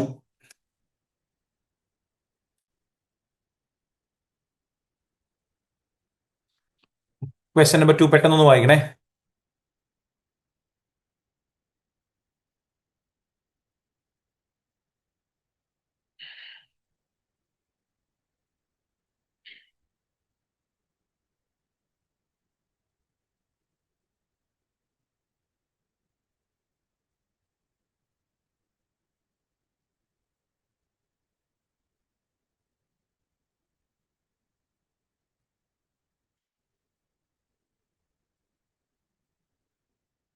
ക്വസ്റ്റ്യനിലേക്ക് വരാം. Which of the following, if any, would be valid reasons for the company to continue to manufacture a chair which was budgeted to make a loss? അതായത് loss ആണെങ്കിലും ഒരു chair continue ചെയ്യാണ് നമ്മൾ, അതിന്റെ valid reason എന്താണ്? അത് loss ആണ്, എന്നാലും നമ്മൾ ആ പ്രൊഡക്റ്റ് കണ്ടിന്യൂ ചെയ്യാനുള്ള വാലിഡ് റീസൺസ് എന്തൊക്കെയാണ്? First point, the chair is a complementary product to other products. അതായത് ഇപ്പം ഒരു പ്രൊഡക്റ്റ്, ആ പ്രൊഡക്റ്റിന് ലാഭമില്ല, ലോസ് ആണ്, ബട്ട് ആ പ്രൊഡക്റ്റ് കോംപ്ലിമെന്ററി പ്രൊഡക്റ്റ് ആണ്, എന്ന് വെച്ചാൽ ആ പ്രൊഡക്റ്റ് വാങ്ങുന്ന ആൾക്കാർ ബാക്കി പ്രൊഡക്ട്സ് വാങ്ങാൻ ചാൻസ് ഉണ്ടെങ്കിൽ അതൊരു വാലിഡ് റീസൺ അല്ലേ? പലപ്പോഴും കോംപ്ലിമെന്ററി പ്രൊഡക്റ്റ് പ്രൈസിംഗ് എന്ന് പറയുന്ന സ്ട്രാറ്റജി തന്നെ നമ്മൾ കാണുന്നുണ്ട്. എന്തുകൊണ്ടാണ്? ഒരു പ്രൊഡക്റ്റ് ലോസിൽ പോയാലും ബാക്കി പ്രൊഡക്റ്റിൽ നിന്ന് നമുക്ക് അതിന്റെ പ്രോഫിറ്റ് ജനറേറ്റ് ചെയ്യാൻ പറ്റിയാൽ മതി. അപ്പം ഇൻ കേസ് ഒരു ഷെയർ ലോസ് മേക്കിംഗ് ആണെങ്കിലും അതൊരു കോംപ്ലിമെന്ററി പ്രൊഡക്റ്റ് ആണെങ്കിൽ നമുക്കത് കണ്ടിന്യൂ ചെയ്യാം. കാരണം അത് നിർത്തുമ്പം അതിന്റെ മാത്രമല്ല ബാക്കി പ്രൊഡക്ട്സിന്റെ സെയിൽസിനെ കൂടെ എഫക്ട് ചെയ്യാം. സോ അതൊരു വാലിഡ് റീസൺ ആണ്. Second point, selling the chair at a loss can be a way to gain market share. ഒരു പ്രൊഡക്റ്റ് ലോസ് ആണ്, എന്നാലും വേണമെങ്കിൽ അത് വിറ്റിട്ട് നമുക്ക് എന്ത് ചെയ്യാൻ പറ്റും, മാർക്കറ്റ് ഷെയർ ഗെയിൻ ചെയ്തൂടെ? അതും നല്ലൊരു ഓപ്ഷൻ ആണ്. ഇപ്പം ജിയോ പോലത്തെ കമ്പനീസ് ഇനീഷ്യലി ജിയോന്റെ സർവീസസ് ഫ്രീ ആയിട്ട് കൊടുക്കും, അല്ലെങ്കിൽ ലോവർ പ്രൈസിന് കൊടുക്കുമ്പോൾ എന്താ, കമ്പനിക്ക് ലോസ് ആണ്, ബട്ട് അതുകൊണ്ട് അവർക്കുണ്ടാവുന്ന ബെനിഫിറ്റ് എന്താ, മാർക്കറ്റ് ഗെയിൻ ചെയ്യാൻ പറ്റും, മാർക്കറ്റ് ഷെയർ ഗെയിൻ ചെയ്യാൻ പറ്റും.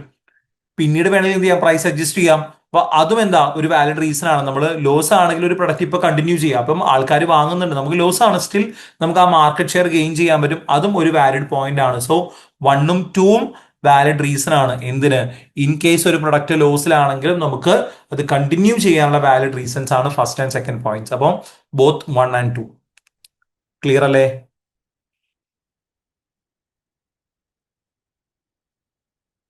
Question number 3. ക്വസ്റ്റ്യൻ ഒന്ന് വായിച്ചു നോക്കണേ.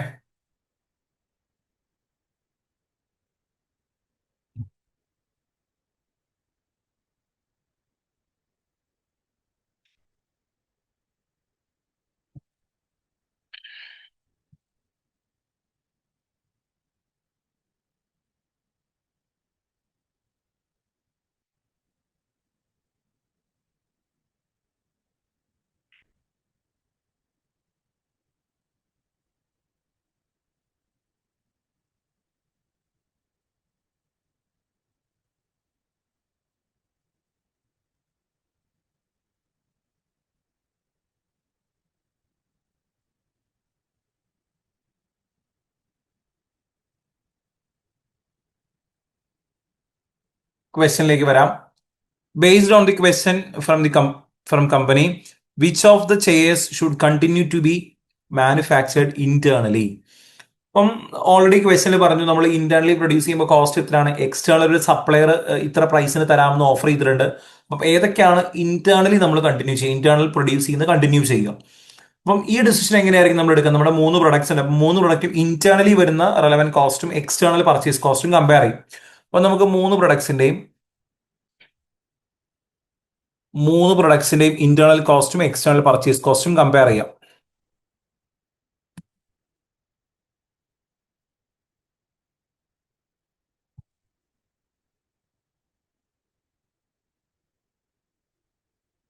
മൂന്ന് പ്രൊഡക്ട്സിന്റെയും inhouse relevant cost, inhouse relevant cost എടുത്താൽ എത്ര വരും? ഇൻഹൗസ് റെലവെന്റ് കോസ്റ്റ്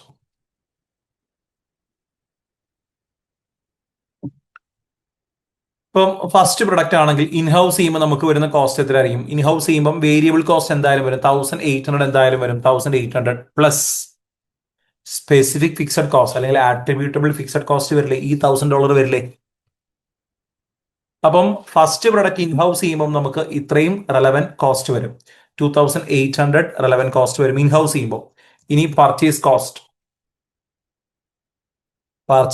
എടുക്കുകയാണെങ്കിൽ സപ്ലയർ ഓഫർ ചെയ്തിരിക്കുന്ന പ്രൈസ് 2100 ആണ്. സോ ഏതായിരിക്കും ബെറ്റർ?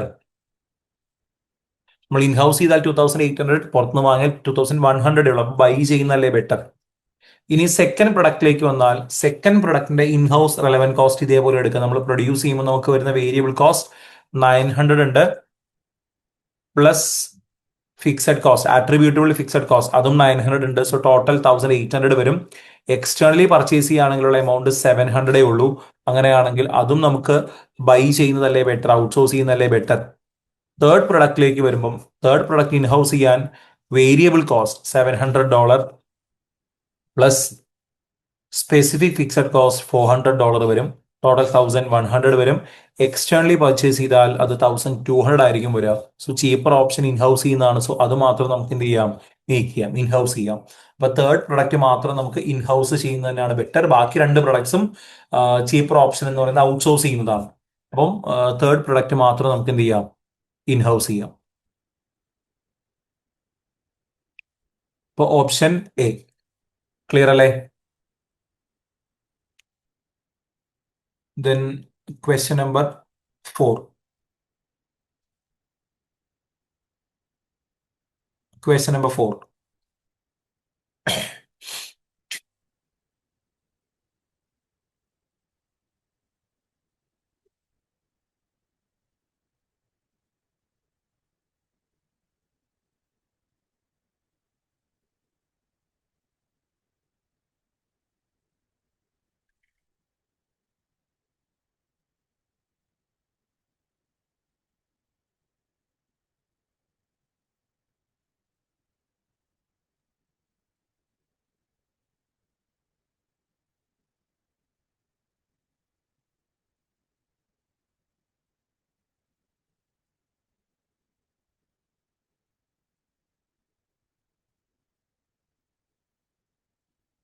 ഒരു ഡൗട്ട് അതിനിടയിൽ ചോദിച്ചിരിക്കുന്നത് നേരത്തെ ലിഷർ എന്ന് പറയുന്ന പ്രൊഡക്റ്റ് സീസ് ചെയ്തില്ലേ, അത് കൺസിഡർ ചെയ്യേണ്ടതാണ്. അതായത് ലിഷർ സീസ് ചെയ്തു എന്ന് നമ്മൾ എന്ത് ചെയ്യുന്നില്ല, ഒരു ഡിസിഷൻ ആയിട്ട് പറയുന്നില്ല.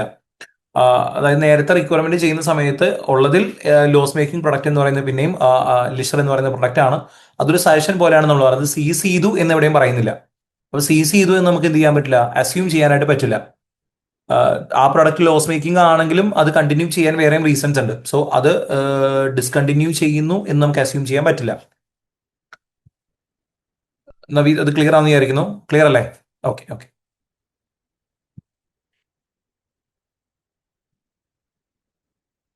Yes, question number 4.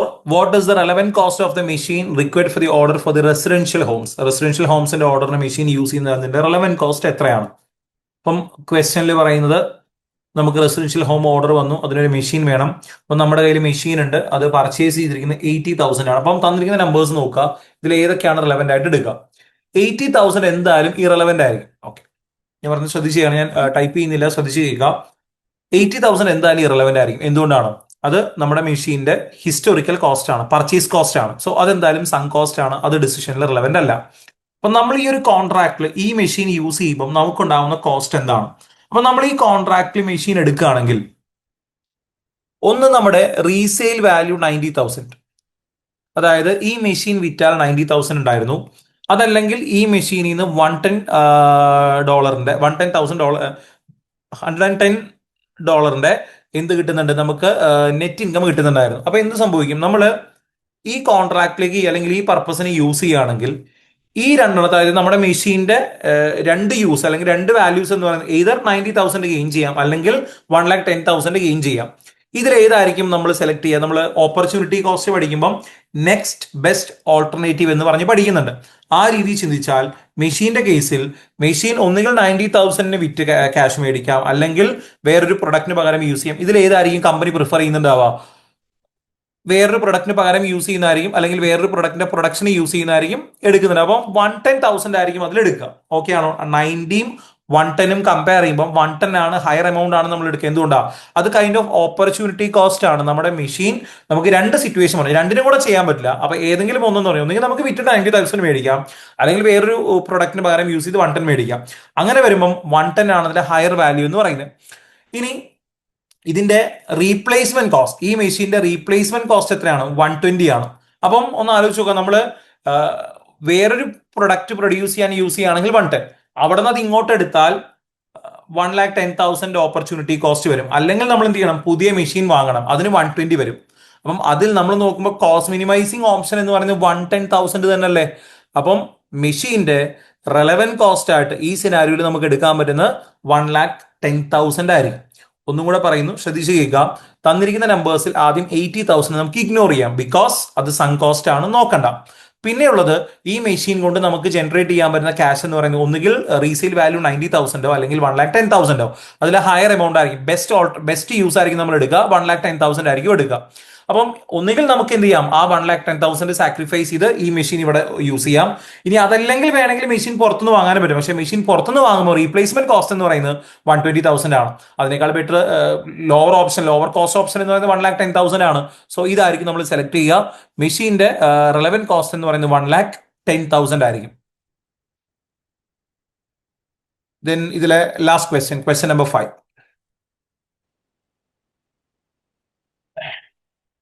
ക്വസ്റ്റ്യനിലേക്ക് വരാം.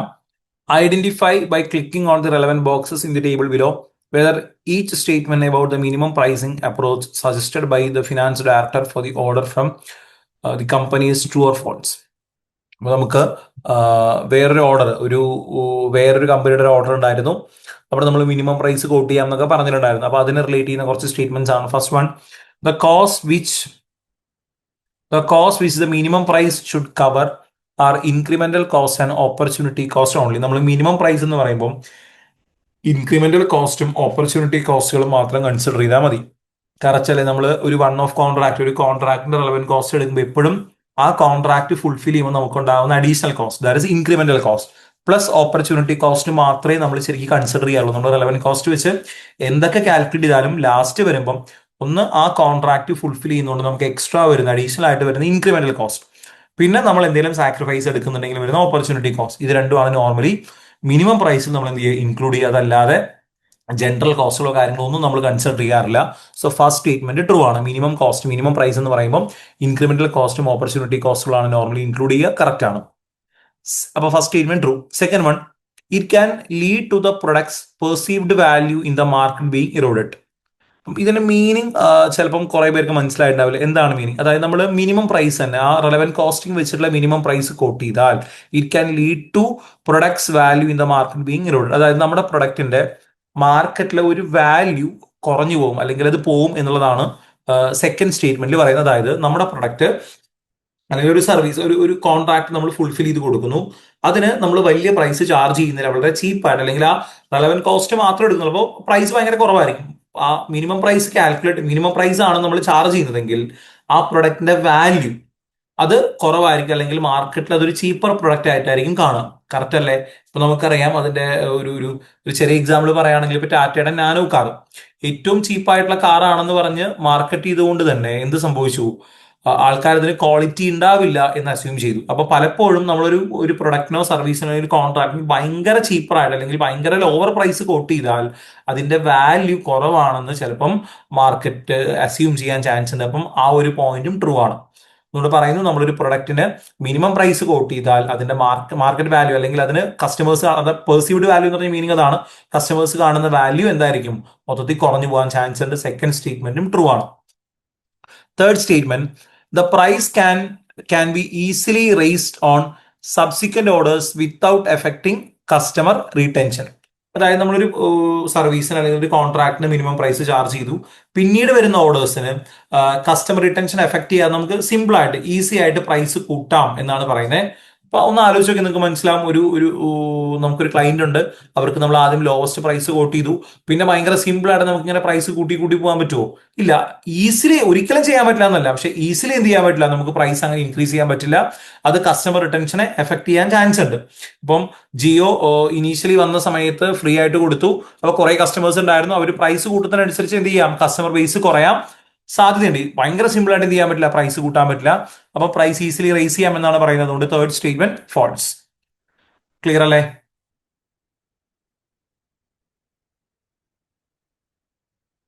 ഓക്കെ.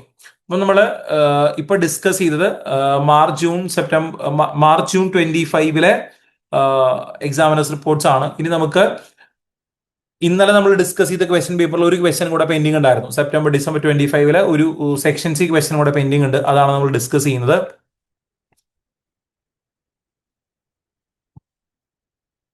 അപ്പൊ ഈ ക്വസ്റ്റ്യൻ പേപ്പറിലെ ഫസ്റ്റ് ക്വസ്റ്റ്യൻ നമ്മൾ ഇന്നലെ ഡിസ്കസ് ചെയ്തു.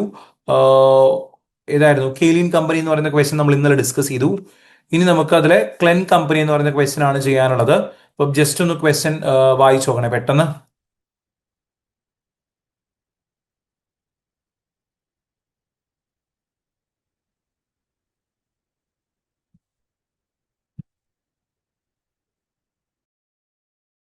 യെസ്, എല്ലാവരും ക്വസ്റ്റ്യൻ വായിച്ചു എന്ന് വിചാരിക്കുന്നു.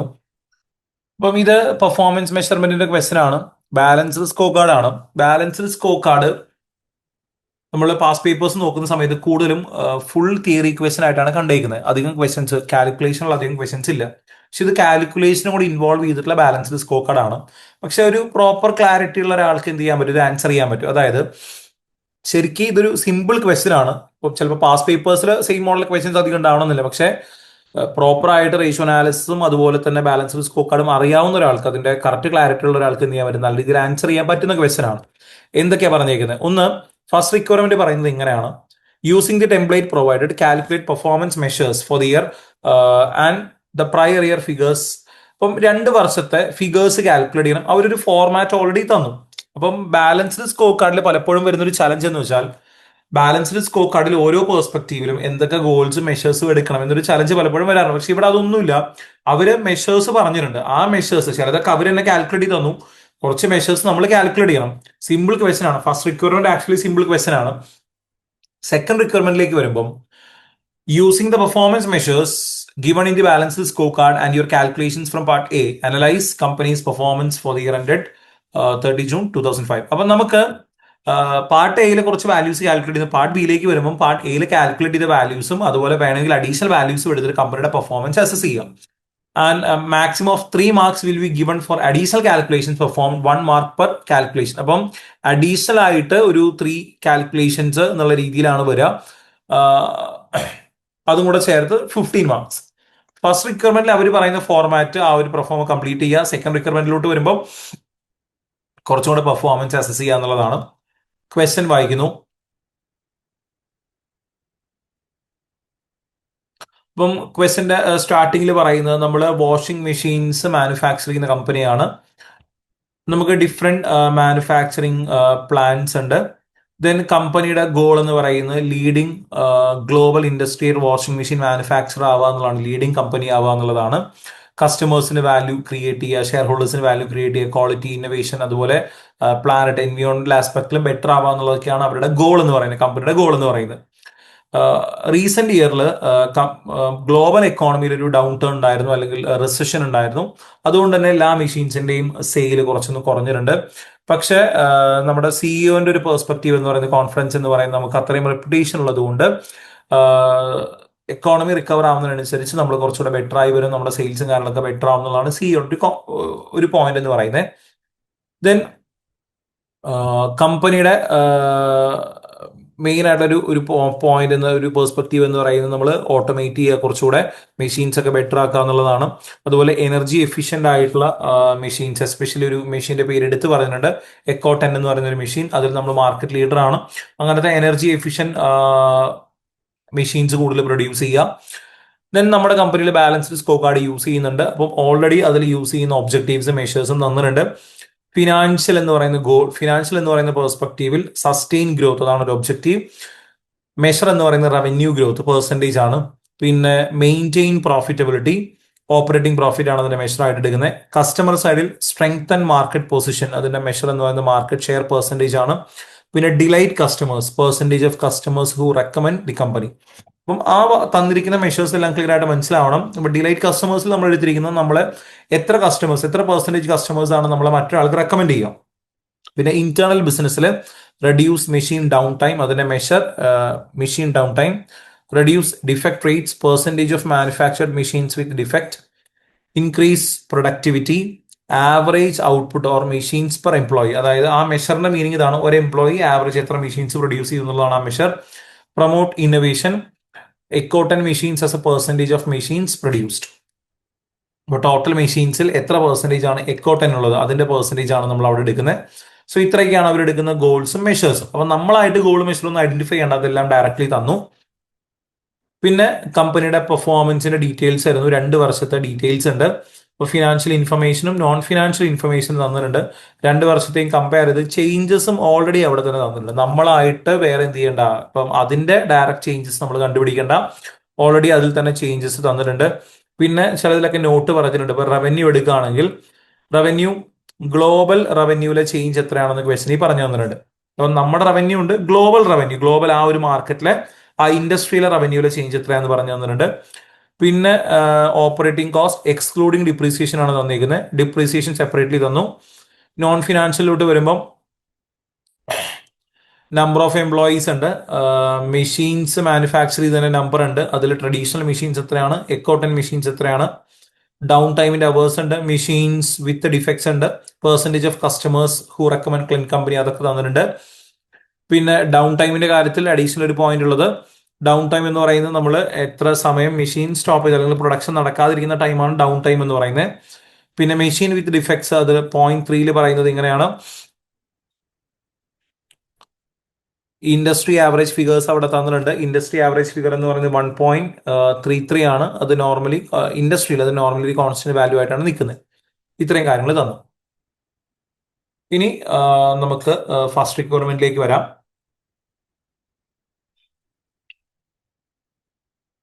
ഫസ്റ്റ് റിക്വയർമെന്റ് ആ പ്രൊഫോമ കംപ്ലീറ്റ് ചെയ്യുക എന്നുള്ളതാണ്. പ്രൊഫോമ കംപ്ലീറ്റ് ചെയ്യുമ്പോൾ ഓർക്കേണ്ടത് ജസ്റ്റ് റിക്വയർഡ് എ മാത്രമല്ല, റിക്വയർഡ് ബി നമുക്ക് ഡിസ്കസ് ചെയ്യണം. അപ്പൊ അതിന് വേണ്ട രീതിയിൽ നമുക്ക് വാല്യൂസ് കാൽക്കുലേറ്റ് ചെയ്യാം. നമുക്കൊരു എക്സൽ ഫോർമാറ്റ് എടുക്കാം. അപ്പം എന്തൊക്കെ കാൽക്കുലേറ്റ് ചെയ്യണം? അപ്പൊ നമുക്ക് മൊത്തം റിക്വയർഡ് എക്കും ബിക്കും വേണ്ട കാര്യങ്ങൾ, അതായത് പെർഫോമൻസ് അനലൈസ് ചെയ്യണം. പെർഫോമൻസ് എങ്ങനെയാണ് അനലൈസ് ചെയ്യാം? നമ്മുടെ ബാലൻസ് സ്കോർ കാർഡിൽ എന്തൊക്കെ മെഷേഴ്സ് ആണ് എടുക്കുന്നതെന്ന് പറയുന്നത്. അപ്പൊ ഈ മെഷേഴ്സ് ഒക്കെ നമുക്ക് വേണ്ടി വരും. അപ്പൊ അതിന് വേണ്ട വാല്യൂസ് എല്ലാം കാൽക്കുലേറ്റ് ചെയ്യണം. അതിന് വേണ്ട വാല്യൂസ് എല്ലാം എടുക്കുകയാണ്. അപ്പം റവന്യൂ ഗ്രോത്ത് വേണ്ടി വരും. സോ റവന്യൂ എടുക്കുന്നു, കമ്പനിയുടെ റവന്യൂ ഫിഗേഴ്സ് എടുക്കുന്നു. റവന്യൂ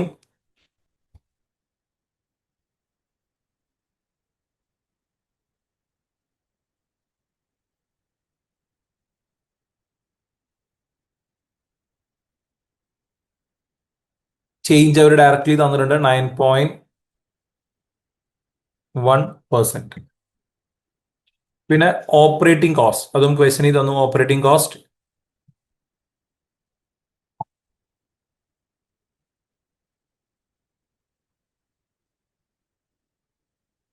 അതിന്റെയും പെർസെൻറ്റേജ് ഉണ്ട്, -10.9. പിന്നെ ഡിപ്രീസിയേഷന്റെ വാല്യൂസ് ഉണ്ട്. ഡിപ്രീസിയേഷൻ വാല്യൂ, അപ്പം ഓപ്പറേറ്റിംഗ് കോസ്റ്റിൽ ഡിപ്രീസിയേഷൻ ഇൻക്ലൂഡ് അല്ല, സെപ്പറേറ്റ്ലി ആണ് തന്നേക്കുന്നത്.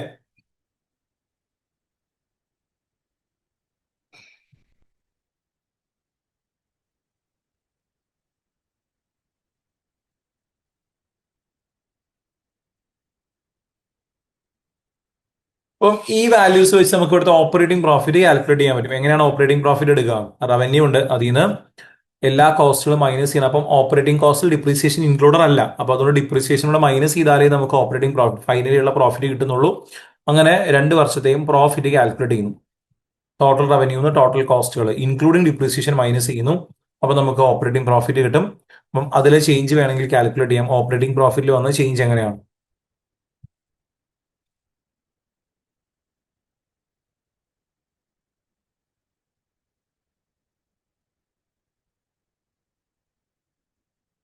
ഇതായിരിക്കും ഓപ്പറേറ്റിംഗ് പ്രോഫിറ്റിൽ വന്ന ചേഞ്ച്.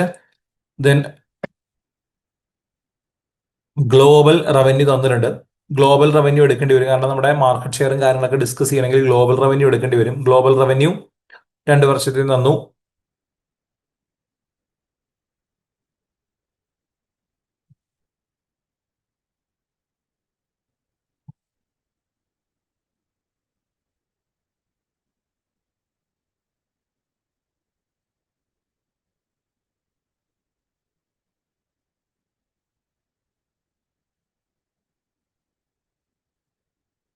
ഗ്ലോബൽ റവന്യൂലെയും ചേഞ്ചിന്റെ പെർസെൻറ്റേജ് എടുക്കുന്നു.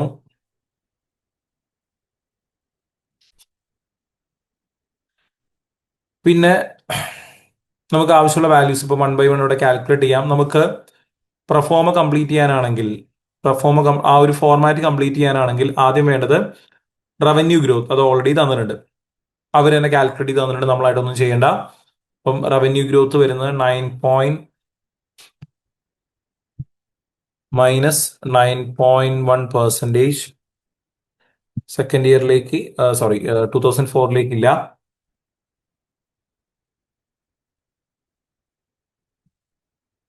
ഓക്കെ. പിന്നെ ഓപ്പറേറ്റിംഗ് പ്രോഫിറ്റ് എടുക്കണം. അത് നമ്മളിപ്പോൾ കാൽക്കുലേറ്റ് ചെയ്തു. ഓപ്പറേറ്റിംഗ് പ്രോഫിറ്റിന്റെ വാല്യൂസ് നമ്മൾ കാൽക്കുലേറ്റ് ചെയ്തു. ഇതിന്റെ പെർസെൻറ്റേജ് അല്ല, ഓപ്പറേറ്റിംഗ് പ്രോഫിറ്റ് എത്രയാണെന്നുള്ളതാണ് വേണ്ടത്. അപ്പം ആ വാല്യൂസ് എടുക്കുന്നു. ഓപ്പറേറ്റിംഗ് പ്രോഫിറ്റിന്റെ വാല്യൂസ് എടുക്കുന്നു. പിന്നെ അപ്പൊ ഫിനാൻഷ്യൽ സൈഡിൽ അവർ തന്നിരിക്കുന്ന 2 മെഷേഴ്സ് ആയി. പിന്നെ വേണ്ടത് കസ്റ്റമർ സൈഡിൽ മാർക്കറ്റ് ഷെയറിന്റെ പെർസെൻറ്റേജ് ആണ്. അപ്പൊ എങ്ങനെയാണ് മാർക്കറ്റ് ഷെയർ പെർസെൻറ്റേജ് എടുക്കുക? മാർക്കറ്റ് ഷെയർ എന്ന് പറയുന്നത് മൊത്തം ഇൻഡസ്ട്രിയിൽ നമുക്ക് എത്ര പെർസെൻറ്റേജ് ഉണ്ട്? അപ്പൊ റവന്യൂ വൈസ് നമുക്ക് എന്ത് ചെയ്യാം? അത് പെർസെൻറ്റേജ് എടുക്കാം. 2005 നമ്മുടെ സെയിൽ എന്ന് പറയുന്നത്, നമ്മുടെ റവന്യൂ എന്ന് പറയുന്നത് ഇതാണ്. ടോട്ടൽ ആ ഇൻഡസ്ട്രിയിലെ ഗ്ലോബൽ റവന്യൂ എന്ന് പറയുന്നത് ഇതാണ്. സോ അതിനെ പെർസെൻറ്റേജ് ആക്കിയാൽ മാർക്കറ്റ് ഷെയർ കിട്ടും. അതുപോലെ 2004 എമൗണ്ട് എന്ന് പറയുന്നത് ഇതാണ്. ടോട്ടൽ റവന്യൂ, ഇതാണ് നമ്മുടെ revenue divide by total revenue എടുക്കുന്നു, അത് പെർസെൻറ്റേജ് ആക്കുന്നു. ഇതായിരിക്കും മാർക്കറ്റ് ഷെയർ പെർസെൻറ്റേജ് വരിക. എത്രയാണ് നമ്മുടെ ഗ്ലോബൽ മാർക്കറ്റിൽ എത്ര പെർസെൻറ്റേജ് ആണ് നമുക്ക്? അപ്പോൾ ഗ്ലോബൽ മാർക്കറ്റിലെ റവന്യൂ ഉണ്ട്, നമ്മുടെ റവന്യൂ ഉണ്ട്, അത് വെച്ച് മാർക്കറ്റ് ഷെയർ പെർസെൻറ്റേജ് കണ്ടുപിടിക്കുന്നു. അപ്പോൾ അത് തന്നെ ഇവിടെയും കാൽക്കുലേറ്റ് ചെയ്യുന്നു, മാർക്കറ്റ് ഷെയർ പെർസെൻറ്റേജ്.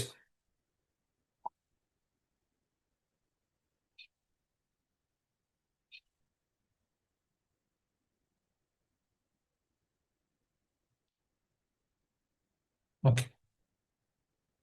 പിന്നെ percentage of customers who recommend Glenn company, അത് ഡയറക്റ്റ്ലി തന്നു 59 ഉം 56.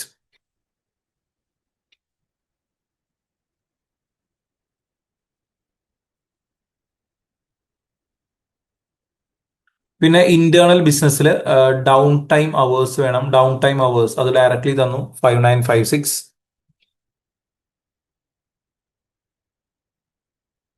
6354.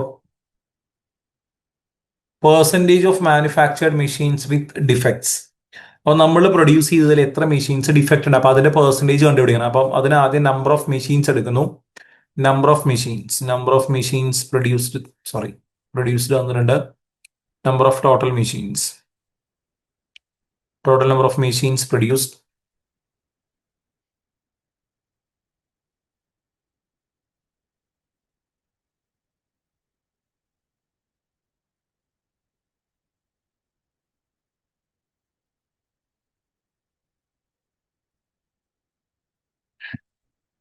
അതിൽ എത്ര മെഷീൻസിന് ഡിഫക്റ്റ് ഉണ്ട് എന്നുള്ളത് പറഞ്ഞു തന്നിട്ടുണ്ട്.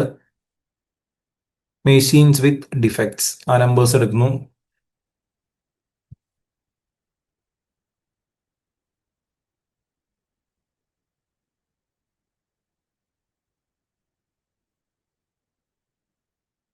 അപ്പം അതിന്റെ പെർസെൻറ്റേജ് നമുക്ക് കാൽക്കുലേറ്റ് ചെയ്യും. എത്ര പെർസെൻറ്റേജ് മെഷീൻസ് ഡിഫക്റ്റ് ഉണ്ട്.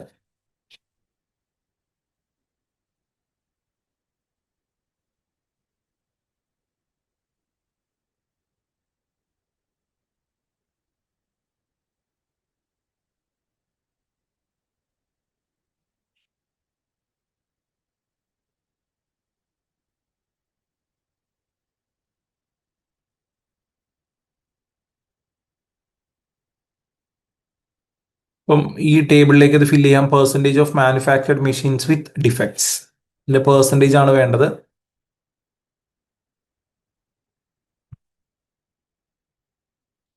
അതും കിട്ടി.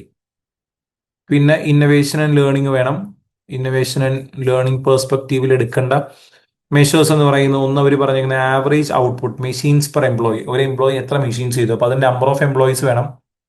നമ്പർ ഓഫ് എംപ്ലോയീസ് ക്വസ്റ്റൻ എന്ന വാല്യൂസ് എടുക്കുന്നു. നമ്പർ ഓഫ് എംപ്ലോയീസ് ഇതൊക്കെ ഡയറക്ട്ലി തന്നിട്ടുണ്ട്. Number of employees, average number of employees.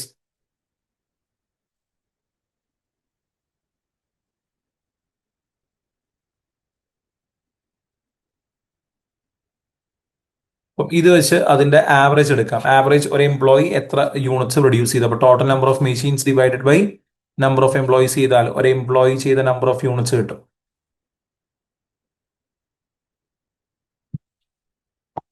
ആ വാല്യൂസ് എടുക്കുന്നു.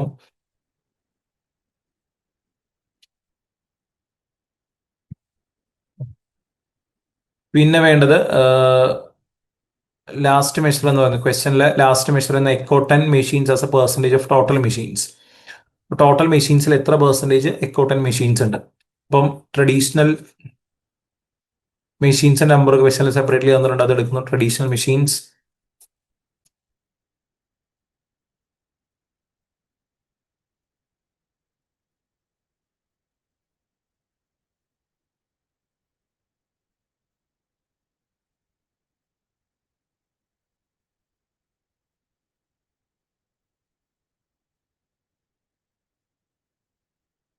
അതിൽ എക്കോട്ടൻ മെഷീൻസിന്റെ നമ്പർ മാത്രമുണ്ട്.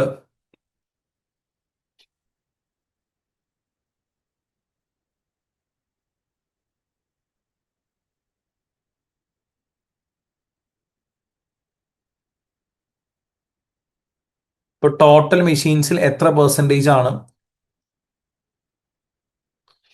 എക്കോട്ടൻ മെഷീൻസ് ഉള്ളത് കണ്ടുപിടിക്കുന്നു. അപ്പൊ Ecoton machines divide by total number of machines എടുക്കണേ.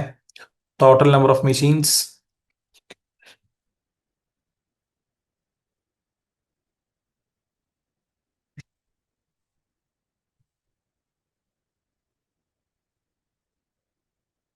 അതിന്റെയും പെർസെൻറ്റേജ് എടുത്തു.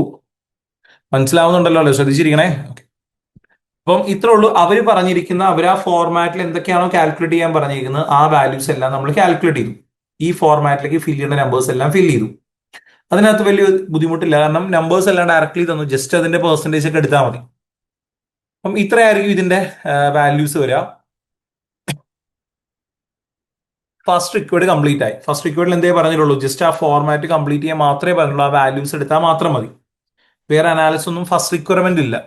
സെക്കൻഡ് റിക്വയർമെന്റിലോട്ട് വരുമ്പോഴാണ് നമ്മൾ എന്ത് ചെയ്യണത്, അതിന്റെ അനാലിസിസ് എഴുതുന്നത്, ഡീറ്റെയിൽ ആയിട്ട് എന്ത് ചെയ്യണം, പെർഫോമൻസ് ഡിസ്കസ് ചെയ്യണം. ആ ബാലൻസ്ഡ് സ്കോ കാർഡിലെ മെഷേഴ്സ് വെച്ച്, അല്ലാതെ നമ്മൾ റേഷ്യോ അനാലിസിസ് ചെയ്യുന്ന പോലെയല്ല, ബാലൻസ്ഡ് സ്കോ കാർഡിന്റെ ഒരു പെർസ്പെക്ടീവിൽ എന്ത് ചെയ്യണം, ഡിസ്കസ് ചെയ്യണം. അപ്പൊ ബാലൻസ്ഡ് സ്കോ കാർഡിന്റെ പെർസ്പെക്ടീവിൽ പറഞ്ഞാൽ, ഇപ്പൊ ഫിനാൻഷ്യലിൽ നമുക്ക് ഒരു ഗോൾ ഉണ്ടായിരുന്നു, സസ്റ്റെയിൻ ഗ്രോത്ത് ആയിരുന്നു. അപ്പൊ റവന്യൂ ഗ്രോത്ത് വരണം. അപ്പൊ നമുക്ക് ആദ്യം അത് മീറ്റ് ചെയ്തോ എന്നുള്ള ബേസിൽ എന്ത് ചെയ്യാം, ഡിസ്കസ് ചെയ്യാം. ഇനി ഇത് എങ്ങനെയാണ് ആൻസർ എഴുതുന്നത്, ഞാൻ ആ ഫോർമാറ്റ് ജസ്റ്റ് ഒന്ന് പറഞ്ഞുതരാണ്. കീ പോയിന്റ്സും പറയാണ്, നിങ്ങളാണ് ആൻസർ ടൈപ്പ് ചെയ്യേണ്ടത്. അപ്പം നമ്മൾ സബ് ഹെഡിങ് കൊടുക്കുമ്പോൾ ഈ രീതിയിൽ, അതായത് നമ്മൾ എടുത്ത മെഷേഴ്സ് ഹെഡിങ് ആയി വരുന്ന രീതിയിൽ കൊടുക്കുക. അപ്പം ആദ്യത്തെ സബ് ഹെഡിങ് കൊടുക്കേണ്ടത് റവന്യൂ ഗ്രോത്ത് എന്ന് കൊടുക്കാം. ആദ്യത്തെ sub heading revenue growth discuss ചെയ്യണം. പിന്നെ അടുത്ത സബ് ഹെഡിങ് ഓപ്പറേറ്റിംഗ് പ്രോഫിറ്റ്, അത് നമുക്ക് ഡിസ്കസ് ചെയ്യണം. ഇങ്ങനെ ഓരോരോ മെഷേഴ്സ് ഉണ്ടല്ലോ, നമ്മൾ ബാലൻസ്ഡ് സ്കോ കാർഡിൽ എന്താണോ മെഷർ ചെയ്യുന്നത്, ആ മെഷേഴ്സ് ഓരോരോ ഹെഡിങ് ആയിട്ട് കൊടുക്കുക. ഇനി ഓരോ ഹെഡിങ്ങിലും നോർമലി എന്തൊക്കെ പോയിന്റ്സ് ആണ് എഴുതുന്നത്, ജനറലി പറയുകയാണ്. ഇപ്പം ചിലതിൽ കൂടുതൽ എഴുതേണ്ടി വരും, ചിലതിൽ കുറഞ്ഞു പോകും. ജനറലി നമ്മൾ ഏതൊരു ആസ്പെക്റ്റും ഡിസ്കസ് ചെയ്യുമ്പം നമ്മൾ എടുത്ത മെഷർ എന്താണെന്നുള്ളത് ക്ലിയർ ആയിട്ട് മെൻഷൻ ചെയ്യണം. ആ മെഷറിൽ വന്ന ചേഞ്ച് എന്താണെന്ന് പറയണം. ലൈക്ക് ഇപ്പോൾ നമ്മൾ എടുത്ത റവന്യൂ ഗ്രോത്ത് ആണെങ്കിൽ റവന്യൂവിൽ വന്ന ചേഞ്ച് എന്താ, അതൊരു പോസിറ്റീവ് റിസൾട്ട് ആണോ നെഗറ്റീവ് റിസൾട്ട് ആണോ, മൊത്തം സിനാരിയോ കണക്ട് ചെയ്തത് നല്ലതാണോ മോശമാണോ എന്ന് പറയണം. അതെന്തെങ്കിലും റീസൺസോ വേറെ എന്തെങ്കിലും കണക്ട് ചെയ്യാൻ പറ്റുന്ന കാര്യങ്ങളുണ്ടെങ്കിൽ അതും പറയണം. അതായത് ഓരോ പോയിന്റിലും ഡിസ്കസ് ചെയ്യേണ്ടത് എന്താണ് നമ്മൾ എടുത്ത മെഷർ, ആ മെഷറിൽ വന്ന ചേഞ്ച് എന്താണ്, അത് ഇൻഡിക്കേറ്റ് ചെയ്യുന്ന എന്താണ്, പോസിറ്റീവ് റിസൾട്ട് ആണോ നെഗറ്റീവ് റിസൾട്ട് ആണോ, അത് എന്തുകൊണ്ടായിരിക്കും, അല്ലെങ്കിൽ അതിനെ കണക്ട് ചെയ്യുന്ന വേറെ എന്തെങ്കിലും കാര്യങ്ങൾ ക്വസ്റ്റൻ ഉണ്ടെങ്കിൽ അതിലേക്ക് കണക്ട് ചെയ്യുക എന്നുള്ളതാണ്. അപ്പൊ ആദ്യം തന്നെ റവന്യൂ ഗ്രോത്ത് വെച്ച് നമുക്ക് പറയാം.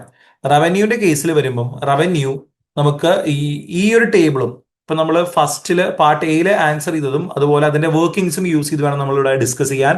ഇപ്പൊ നമുക്ക് ഒരു പോയിന്റ് പറയാൻ പറ്റുന്നത്, റവന്യൂ 2004 2005 കറന്റ് ഇയറിലേക്ക് വരുമ്പം 9.1% റവന്യൂ ഡിക്രീസ് ആയി. അപ്പം നമ്മുടെ ഫസ്റ്റ് ഗോൾ എന്ന് പറയുന്നത് റവന്യൂ ഗ്രോത്ത് ആയിരുന്നു. ആ ഫസ്റ്റ് ഗോൾ നമ്മൾ മീറ്റ് ചെയ്തിട്ടില്ല. നമ്മുടെ ഗോൾ എന്തായിരുന്നു, സസ്റ്റെയിൻ ഗ്രോത്ത് എന്നുള്ളതായിരുന്നു. സിഇഒന്റെ പെർസ്പെക്റ്റീവ് നമ്മൾ റവന്യൂ വൈസ് ബെറ്റർ ആവും എന്നുള്ളതായിരുന്നു. പക്ഷെ ബെറ്റർ ആയിട്ടില്ല. നമ്മുടെ റവന്യൂ ഗ്രോത്ത് നെഗറ്റീവ് ആണ്. റവന്യൂ ഡിക്ലൈൻ ആയാലും റവന്യൂ കുറഞ്ഞിട്ടുണ്ട്. എന്തുകൊണ്ടായിരിക്കും? ഇപ്പം ഒരുപാട് റീസൺ ഒന്നും അന്വേഷിച്ച് പോകേണ്ട ആവശ്യമില്ല. ഇൻഡസ്ട്രി മൊത്തത്തിൽ ഡൗൺ ആണ്, അല്ലെങ്കിൽ ഒരു റിസഷൻ അവിടെ വന്നു എന്നുള്ളത് പറഞ്ഞു. എക്കോണമി ഡൗൺ ആണെന്ന് ഓൾറെഡി പറഞ്ഞു.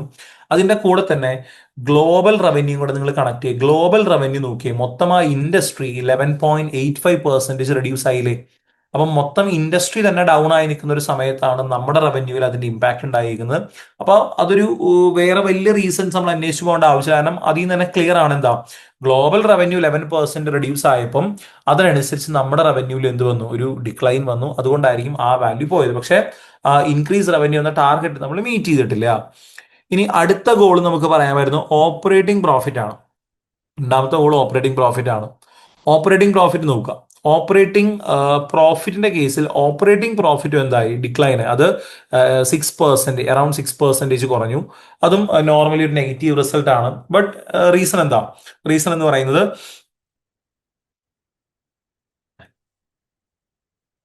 എക്കോണമി ഡൗൺ ആയതുകൊണ്ട് റവന്യൂവിൽ വന്ന ഡിക്രീസ് ആണ് നമ്മുടെ ഓപ്പറേറ്റിംഗ് പ്രോഫിറ്റിനെയും എഫക്ട് ചെയ്തിട്ടുണ്ടാവുക. എസ്പെഷ്യലി നമ്മളത് ഇൻഡെപ്ത് നോക്കിക്കഴിഞ്ഞാൽ റവന്യൂ 9% കുറഞ്ഞിട്ടും നമ്മുടെ ഓപ്പറേറ്റിംഗ് പ്രോഫിറ്റ് എന്ത് ചെയ്തിട്ടില്ല, അത്രയും കുറഞ്ഞിട്ടില്ല. ഓപ്പറേറ്റിംഗ് പ്രോഫിറ്റ് ജസ്റ്റ് 6% മാത്രമേ റിഡ്യൂസ് ആയിട്ടുള്ളൂ. അത് എന്തുകൊണ്ടാണ്? അതിന്റെ റീസൺ നോക്കുമ്പോൾ അതിന്റെ ഒരു റീസൺ നമുക്ക് പറയാൻ പറ്റുന്നത് operating cost. Operating cost previous ഇയറിൽ നിന്ന് കറണ്ട് ഇയറിലേക്ക് വന്നപ്പം 10% നമ്മൾ റെഡ്യൂസ് ചെയ്തിട്ടുണ്ട്. 10% റെഡ്യൂസ് ചെയ്തു. അപ്പൊ വേണമെങ്കിൽ നമുക്കിവിടെ ഓപ്പറേറ്റിംഗ് പ്രോഫിറ്റ് മാർജിൻ ഡിസ്കസ് ചെയ്യാൻ പറ്റും. ഓപ്പറേറ്റിംഗ് പ്രോഫിറ്റ് മാർജിനും ജസ്റ്റ് കാൽക്കുലേറ്റ് ചെയ്ത് ആ പോയിന്റ് വേണമെങ്കിൽ കണക്ട് ചെയ്യാം. ഓപ്പറേറ്റിംഗ് പ്രോഫിറ്റ് മാർജിൻ എങ്ങനെയാണ് കാൽക്കുലേറ്റ് ചെയ്യുക? Operating profit margin, operating profit divide by revenue. 2 വർഷത്തെയും ഓപ്പറേറ്റിംഗ് പ്രോഫിറ്റ് മാർജിന്റെ പെർസെൻറ്റേജ് വേണമെങ്കിൽ നമുക്ക് കാൽക്കുലേറ്റ് ചെയ്യാം.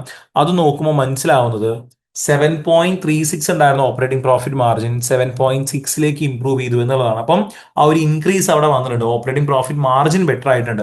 അപ്പം കോസ്റ്റ് കൺട്രോളിംഗ് ഒരു നല്ലൊരു മെഷറായിട്ട് നമുക്ക് അവിടെ പറയാൻ പറ്റും. ഇനി അതിൽ തന്നെ ഡിപ്രീസിയേഷൻ മാത്രം നോക്കുമ്പോൾ അത് 6% ഇംപ്രൂവ് ചെയ്തു. മീൻസ് 6% ഇൻക്രീസ് ചെയ്തു. ഇംപ്രൂവ് ചെയ്തു എന്നല്ല, ഇൻക്രീസ് ചെയ്തു. ഡിപ്രീസിയേഷൻ കൂടി എന്ന് പറയുമ്പോൾ എന്താ മനസ്സിലാക്കേണ്ടത്? നമുക്ക് കൂടുതൽ അസറ്റ്സ് വന്നിട്ടുണ്ടാകും. അസറ്റ്സ് കൂടുമ്പോഴല്ലേ ഡിപ്രീസിയേഷൻ കൂടുക. അപ്പം കമ്പനി കൂടുതൽ എന്ത് ചെയ്യുന്നുണ്ട്, നല്ല നല്ല മെഷീൻസിലും അല്ലെങ്കിൽ കൂടുതൽ പ്രൊഡ്യൂസ് ചെയ്യാൻ വേണ്ടി, കൂടുതൽ ഇന്നോവേറ്റീവ് ആവാൻ വേണ്ടി കൂടുതൽ ഇൻവെസ്റ്റ്മെന്റ്സ് എടുക്കുന്നുണ്ട്. അപ്പം ആ ഒരു പെർസ്പെക്റ്റീവിലായിരിക്കും ഡിപ്രീസിയേഷൻ കൂടിയിട്ടുണ്ടാവുക. അതും ഒരു പോസിറ്റീവ് ഫിഗർ ആയിട്ട് വേണം നമ്മൾ കാണാൻ. അപ്പം ഇത്രയും കാര്യങ്ങൾ നമുക്ക് അവിടെ എന്ത് ചെയ്യാൻ പറ്റും, കണക്ട് ചെയ്യാൻ പറ്റും. പിന്നെ എത്രത്തോളം നമുക്ക് ഡീറ്റെയിൽഡ് ആയിട്ട് ഒരു നമ്പറിനെ എത്രത്തോളം ഡീറ്റെയിൽഡ് ആയിട്ട് നമുക്ക് ഡിസ്കസ് ചെയ്യാൻ പറ്റുമോ അത്രത്തോളം ഡീറ്റെയിൽ ആയിട്ട് ഡിസ്കസ് ചെയ്യുക. ആ ഒരു രീതിയിലാണ് എപ്പോഴും ചെയ്യേണ്ടത്. ഇപ്പൊ റവന്യൂന്റെ ഗ്രോത്ത്, ഓപ്പറേറ്റിംഗ് പ്രോഫിറ്റിന്റെ കേസ് നമ്മൾ പറഞ്ഞു. എപ്പോഴും ആൻസർ ചെയ്യുമ്പം അത് എന്തുകൊണ്ട് കുറഞ്ഞു എന്ന് നമുക്ക് പറയാൻ പറ്റുമെങ്കിൽ അതിന് നമുക്ക് എപ്പോഴും കൂടുതൽ മാർക്ക് ഉണ്ടാവും.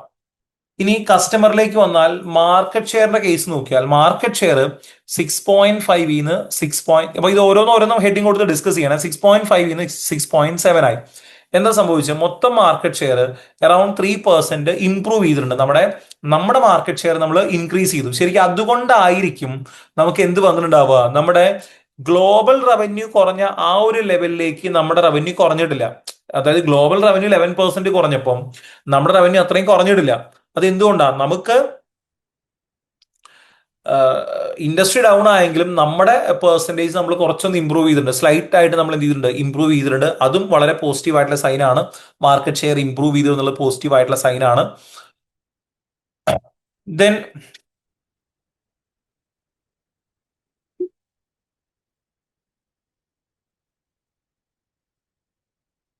Percentage of customers who recommend Clen, അത് 56 നിന്ന് 59 ആയി. വേണമെങ്കിൽ അവിടെ നിങ്ങൾക്ക് എന്ത് ചെയ്യാം, അതിന്റെ പെർസെൻറ്റേജ് ഇൻക്രീസ് വേണമെങ്കിൽ കണ്ടുപിടിക്കാം. അപ്പൊ ഇത്ര പെർസെൻറ്റേജ് ഇംപ്രൂവ്മെന്റ് വന്നിട്ടുണ്ട്. ഇനി ഇൻഡസ്ട്രി ആവറേജ് അല്ലെങ്കിൽ അവിടുത്തെ ഇൻഡസ്ട്രി ആവറേജിന്റെ വാല്യൂസ് വന്നിട്ടുണ്ടെങ്കിൽ അതുമായിട്ട് കമ്പയർ ചെയ്യണേ. ഇൻഡസ്ട്രി ആവറേജ് വന്നിരിക്കുന്നത് ഡിഫക്ട്സിന്റെ കാര്യത്തിൽ ഇൻഡസ്ട്രി ആവറേജ് ഉണ്ട്. അപ്പൊ അത് മാത്രം നമുക്ക് കമ്പയർ ചെയ്യാൻ പറ്റും. ഓക്കെ, ഇവിടെ പെർസെൻറ്റേജ് ഓഫ് കസ്റ്റമേഴ്സ് 59% കസ്റ്റമേഴ്സ് എന്ത് ചെയ്യുന്നുണ്ട്, നമ്മളെ റെക്കമെൻഡ് ചെയ്യുന്നുണ്ട്. അതിൽ ഇൻക്രീസ് ഉള്ളത് 56 59 ആയതൊരു പോസിറ്റീവ് റിസൾട്ട് ആയിട്ട് കാണാം. എന്നാലും കമ്പനി ഡീറ്റെയിൽ ആയിട്ട് ഇൻവെസ്റ്റിഗേറ്റ് ചെയ്യണം. എന്തുകൊണ്ട് ബാക്കി അതായത് 41 കസ്റ്റമേഴ്സ് എന്തുകൊണ്ട് റെക്കമെൻഡ് ചെയ്യുന്നില്ല എന്നുള്ളത് എന്ത് ചെയ്യണം, കമ്പനി ഇൻവെസ്റ്റിഗേറ്റ് ചെയ്യണം. അതിന് റീസൺസ് അത്ര ക്ലിയർ അല്ല, എന്തുകൊണ്ടാണ് എന്നുള്ളത് ക്ലിയർ അല്ല. ബട്ട് കമ്പനി എന്ത് ചെയ്യേണ്ടി വരും, അത് ഇൻവെസ്റ്റിഗേറ്റ് ചെയ്യേണ്ടി വരും. അടുത്തത് ഡൗൺ ടൈം ആണ്. ഡൗൺ ടൈം ഇതേപോലെ തന്നെ കണക്ട് ചെയ്യുക. 6354 5956 ആയിട്ട് കുറഞ്ഞിട്ടുണ്ട്. ഡൗൺ ടൈം മൊത്തത്തിൽ കുറഞ്ഞിട്ടുണ്ട്. അതും ഒരു പോസിറ്റീവ് സൈൻ ആണ്. ഡൗൺ ടൈം കുറഞ്ഞിട്ടുണ്ട്. അത് എന്തുകൊണ്ടായിരിക്കും? നമ്മൾ കുറച്ചും കൂടെ നല്ല മെഷീൻസിൽ ഇൻവെസ്റ്റ് ചെയ്തിട്ടുണ്ടാവും.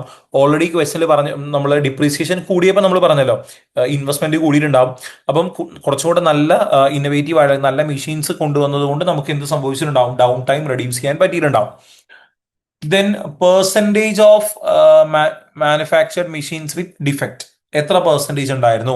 അത് 0.69% 0.64 റെഡ്യൂസ് ചെയ്തു. അതും ഒരു പോസിറ്റീവ് റിസൾട്ട് ആണ്. മാത്രമല്ല ഇൻഡസ്ട്രി ആവറേജുമായിട്ട് കമ്പയർ ചെയ്യുമ്പം വളരെ ബെറ്റർ ആണ്. ഇൻഡസ്ട്രി ആവറേജ് 1.33% ആണ്. നമുക്ക് ഇൻഡസ്ട്രീനേക്കാൾ ബെറ്റർ വാല്യൂസ് ആണ് അവിടെ ഉള്ളത്. അപ്പൊ അത് വളരെ പോസിറ്റീവ് ആയിട്ടുള്ള സൈൻ ആണ്. അപ്പം അതും നമ്മുടെ സിഇഒന്റെ വിഷനുമായിട്ട് അല്ലെങ്കിൽ കമ്പനിയുടെ ഗോളുമായിട്ട് അലൈൻ ചെയ്ത് പോകുന്നുണ്ട്. ദെൻ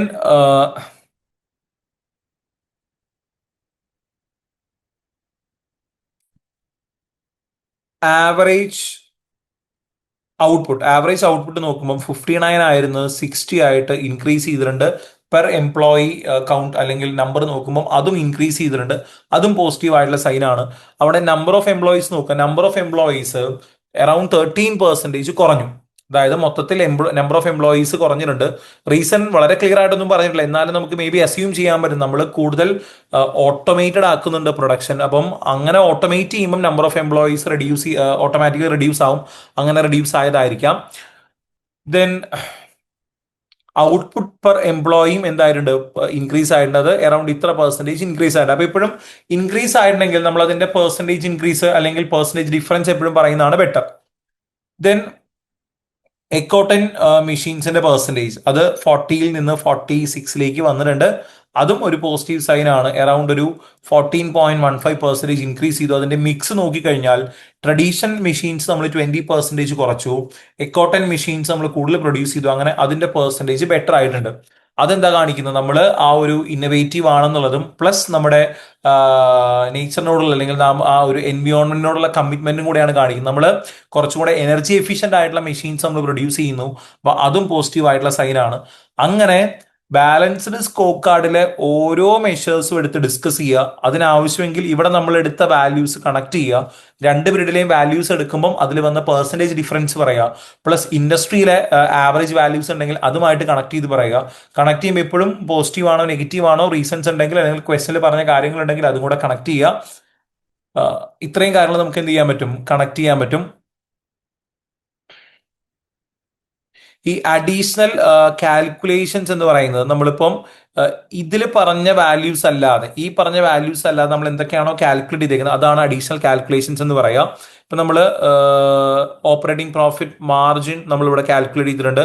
അതുപോലെ തന്നെ പലതിൻ്റെയും പെർസെൻറ്റേജ് ഡിഫറൻസ്, ഇപ്പം ഡയറക്ട്ലി പെർസെൻറ്റേജ് ഡിഫറൻസ് എല്ലാത്തിൻ്റെയും തന്നിട്ടില്ല, പലതിൻ്റെയും പെർസെൻറ്റേജ് ഡിഫറൻസ് നമ്മളല്ലേ കാൽക്കുലേറ്റ് ചെയ്തത്. അപ്പൊ അതൊക്കെയാണ് അഡീഷണൽ കാൽക്കുലേഷൻ എന്ന് പറയുന്നത്. ഒരാൾ ഡൗട്ട് ചോദിച്ചിട്ടുണ്ടായിരുന്നു, അതാണ് ഇപ്പൊ പറഞ്ഞത്. ഇനി തീർന്നില്ല, എപ്പോഴും എപ്പോഴും നമ്മൾ ഇങ്ങനത്തെ ഒരു വലിയ ക്വസ്റ്റൻ ആൻസർ ചെയ്യുമ്പം പറ്റുമെങ്കിൽ ഒരു കൺക്ലൂഷനും കൂടെ കൊടുക്കുന്നതാണ് നല്ലത്.